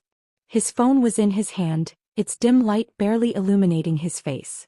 He wasn't wearing his usual confident expression. Instead, he looked wary, prepared for anything. Good. That meant he was taking the bait. Alex remained hidden, watching. This part of the plan wasn't about meeting him. It was about leading him to the next stage. A few minutes passed. Ethan checked his phone, scowling at the lack of response. Then, just as planned, another figure approached from the opposite direction. Liam. Alex had chosen Liam for a reason. He was a junior who had been involved in some shady activities. Someone the society had likely already been watching. If anyone could be framed as a potential lead, it was him. The moment Liam saw Ethan, he hesitated. Ethan's sharp gaze locked onto him immediately. "Liam?" His voice was low, suspicious. "What are you doing here?" Liam shifted uncomfortably. "What are you doing here?" Alex smirked from their hiding spot. Perfect. Ethan's suspicion would now be split. Was Liam the one feeding him clues? Was he involved in something bigger? The confusion alone would buy Alex some time. Then to add one final touch, Alex picked up a small rock and tossed it toward a stack of crates. The sound echoed through the alley. Ethan's head snapped toward the noise. By the time he turned back, Liam was already walking away, muttering something under his breath. Ethan didn't follow. He just stood there, frowning deeply, lost in thought. Exactly where Alex needed him to be. Shifting priorities. The next morning Alex could feel the shift. Ethan wasn't watching them as closely. His attention was elsewhere. During lunch they overheard him talking to someone about Liam. How his name had come up in rumors, how there was something off about his recent behavior. Alex let out a quiet breath of relief. The plan had worked. For now. But as they glanced toward the far end of the cafeteria, they caught Chloe watching them. Her arms were crossed, her expression unreadable. He knew. And she wasn't happy. Confrontation. "I can't believe you did that," Chloe hissed, pulling Alex aside near the empty stairwell after lunch. Alex sighed. "I didn't have a choice. There's always a choice." Chloe's voice was sharp, but beneath the frustration, Alex could hear something else. Concern. "Look," Alex said, keeping their voice low, "Ethan was getting too close. If I didn't throw him off, he would have figured everything out. And that would have put us in danger." "But framing Liam?" Chloe shook her head. "That's cold even for you." Alex's jaw tightened. "I didn't frame him. I just gave Ethan a reason to look somewhere else." Chloe scoffed. "And what happens when Ethan realizes Liam isn't actually involved?" Alex hesitated. "By then we'll be gone." Chloe stared at them, her eyes searching for something. "Gone." Alex exhaled. "I have a way out. But I need to move fast." Chloe was silent for a long moment. Then she said, "And were you ever going to tell me this?" Alex hesitated. The truth was they weren't sure. But before they could answer, a voice echoed from the hallway. "Alex." "Chloe." Both of them froze. "Ethan." The reckoning. Ethan stepped into the stairwell, his gaze flicking between them. His expression was unreadable, but his presence alone sent a chill through Alex. "I need to talk to you," he said. "Both of you." Alex forced a casual smile. "What's up?" Ethan didn't return the smile. Instead he took a slow step forward. "I got an email last night," he said. "Anonymous." Chloe tensed beside Alex. "Oh?" Alex asked, playing dumb. "What did it say?" Ethan tilted his head slightly. "That's the thing. It told me to meet someone. But no one showed up. Except Liam." Alex feigned confusion. "Liam? What does he have to do with anything?" Ethan studied them, his eyes calculating. "I don't know. Yet." The way he said it made Alex's stomach twist. Then Ethan did something unexpected. He smiled. But it wasn't his usual charming smile. It was sharp, knowing. "And you know what's funny?" he continued. "I thought I'd feel frustrated. Like I hit a dead end." He leaned in slightly. "But instead it just confirmed something for me." Alex's breath caught in their throat. "And what's that?" Ethan's smile didn't falter. "That someone is very desperate to make sure I don't find out the truth." The stairwell felt too small, too suffocating. For the first time in a long time, Alex felt something they weren't used to feeling. Fear. Because Ethan wasn't just suspicious anymore. He knew. And the real game had just begun. Akumah Audiobooks. You are listening to Betrayal and Secrets, A Hidden Society Revealed. Written by Akumah and voiceover by Sara. Akumah Audiobooks. Chapter 14. Chloe's Dilemma, A Heart Divided. Chloe hadn't been able to focus since the confrontation in the stairwell. She had watched Alex keep their composure, acting as if Ethan's words meant nothing. But she had felt the shift. She had seen the way Alex's shoulders tensed, the way their usual confidence wavered for just a split second. And she had seen Ethan's smirk, the kind of smirk that told her he was no longer just suspicious. He was certain. Now, as Chloe sat in an empty corner of the library, she could still hear his words ringing in her ears. That someone is very desperate to make sure I don't find out the truth. She knew exactly who he was talking about. She should be reporting Alex right now. That was what she had been trained to do. That was what the society expected of her. If one of their own was betraying them, they had to be dealt with swiftly. But the idea of turning Alex in made her stomach twist. She wasn't sure when things had changed. Maybe it was the first time Alex had let their guard down around her, revealing a glimpse of the person behind the sharp wit and rebellious smirks. Maybe it was the way they had started to pull away from the society, not out of defiance but because they had begun to see the truth. Or maybe it was because Chloe had seen it too. She leaned back against the bookshelf, staring at the ceiling, trying to push down the overwhelming weight of her thoughts. For years the society had been her foundation. It had given her structure, belonging. And in return she had given it her absolute loyalty. But now for the first time she was beginning to see that loyalty for what it was, blind obedience. And it terrified her. The unraveling. The halls were nearly empty when Chloe made her way toward the society's meeting room. She had no intention of staying long. Just long enough to see how much the others knew, to see if Ethan had reported his suspicions yet. As she stepped inside, the usual hum of conversation died down. The atmosphere was tense, far more than usual. She quickly scanned the room, noting the wary glances being exchanged. A few members avoided her gaze altogether. Others, like Carter, the senior who had always been ruthless in enforcing the society's rules, watched her too closely, like they were waiting for her to slip up. Ethan was nowhere in sight. But she didn't need him here to know what had already happened. They suspected her. Chloe forced herself to remain calm as she took a seat, listening as the current leader, Vanessa, spoke in clipped, deliberate tones. "We've been too lenient." Her voice was sharp, her gaze sweeping over the room. "Certain members have been distracted. And distractions lead to weakness. We can't afford weakness."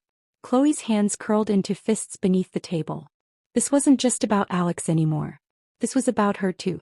She could feel the weight of their scrutiny, the unspoken message behind Vanessa's words. They knew she was hesitating. And hesitation was dangerous. Vanessa's gaze finally landed on her, holding for just a moment too long before she continued. "The school is closing in. The administration is asking more questions. And certain students are pushing too hard. That ends now." A murmur of agreement rippled through the room. Chloe's stomach twisted. They weren't just going to wait for Ethan to figure things out. They were going to make sure he didn't. And that meant Alex was in danger. The breaking point.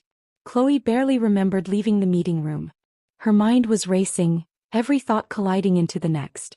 The society wasn't just suspicious of Alex. They were preparing to eliminate any threats. And if Chloe didn't do something soon, Alex wasn't going to have time to figure a way out.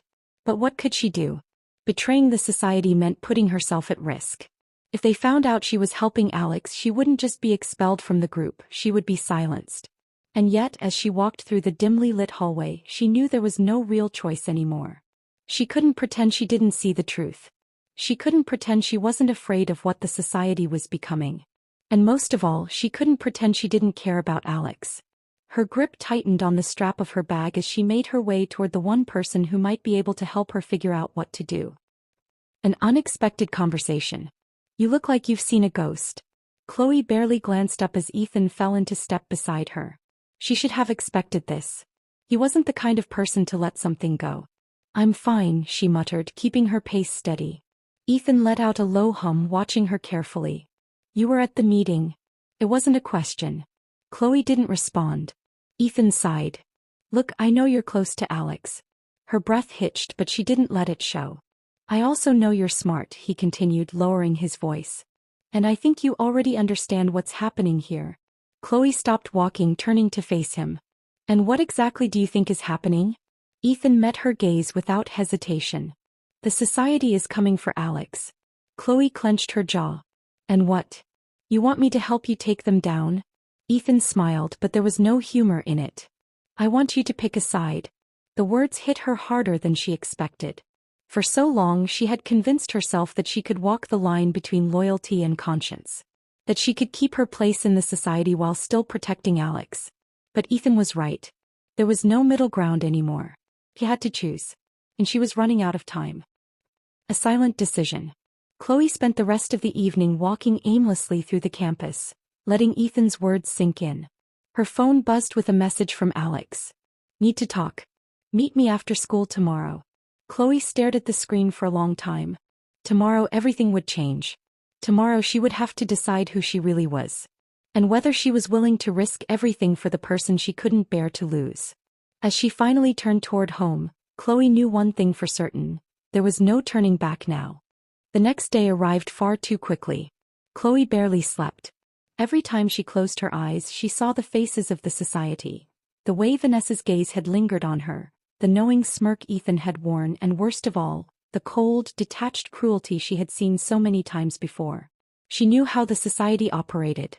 They didn't wait for threats to escalate. They handled them before they became problems. Alex was running out of time. And so was she. She walked through the crowded school hallways, feeling the weight of her choice pressing down on her with every step. The walls of the school felt smaller than usual, as if they were closing in on her. She had always thought of the society as untouchable, as something so deeply woven into the fabric of the school that no one could ever truly challenge them. But Alex was proving otherwise. And now Chloe had to decide where she stood. The meeting.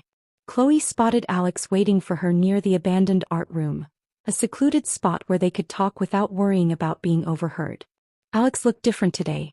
Their usual sharpness was dulled, replaced by exhaustion and tension that they weren't bothering to hide. Chloe knew that look. It was the look of someone who had seen the truth and knew there was no coming back from it. "You came," Alex said, forcing a smirk that didn't quite reach their eyes.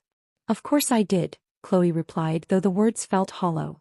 Alex tilted their head slightly, studying her. "You're scared." Chloe let out a quiet, humorless laugh. "You should be too." "I am," Alex admitted, leaning against the wall. "But fear doesn't change what needs to be done." Chloe's throat tightened. "Alex, you don't understand. The society isn't just watching you anymore. They're planning something. They know you're close to figuring things out." Alex sighed. "I figured as much." Chloe clenched her fists. "You don't get it. They aren't just going to kick you out of their little circle. If they decide you're a real threat, they'll—" "I know, Chloe," Alex interrupted, their voice softer now. "I know what they're capable of. And I know that if we don't stop them, they'll just keep doing this to anyone who gets in their way." Chloe swallowed hard. This was the moment. This was when she had to choose. She could still walk away. She could tell the society what she knew, prove her loyalty, and pretend that none of this had ever happened. Or she could stand beside Alex and risk everything. Her heart pounded as she made her decision. "I want to help you," she said quietly. Alex blinked, surprised. "You do?" Chloe nodded. "But we have to be careful. If we make one wrong move, we're both done." A small, relieved smile flickered across Alex's face. "Then let's make sure we don't make a wrong move." The plan. For the rest of the day, Chloe and Alex stayed as far apart as possible. If the society suspected Chloe was helping, they'd come after her just as quickly as they would Alex. Chloe spent lunch in the library, flipping through books she wasn't actually reading, while Alex blended into the crowd of students in the courtyard. They didn't speak, didn't acknowledge each other, and most importantly, didn't give anyone a reason to suspect that Chloe was changing sides. But beneath the surface, they were forming a plan. Chloe had spent years inside the society learning its secrets. She knew how they operated, how they communicated, and, most importantly, how they hid things. If they were planning to act against Alex, there would be evidence somewhere. A message. A note. A meeting scheduled when no one else was watching. And Chloe knew exactly where to look. A dangerous discovery. That evening, long after most students had left, Chloe made her way back into the school. Her heart pounded as she crept down the dimly lit hallway, keeping to the shadows. She knew the society's patterns, knew when they would be distracted with meetings or other tasks. She also knew that Vanessa, their current leader, kept records. Not public ones, of course.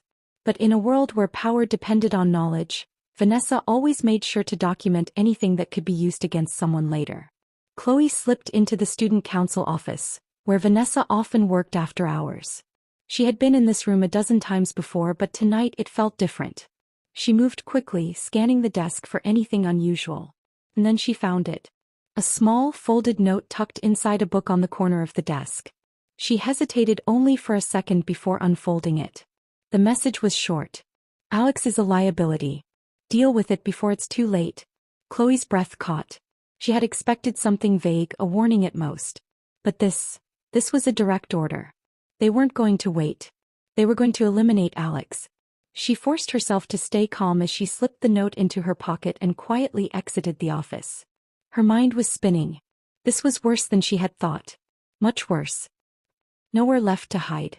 The next morning, Chloe knew she had no choice but to tell Alex everything. But when she arrived at school, she knew something was wrong. The usual hum of conversation in the hallways felt off. Muted.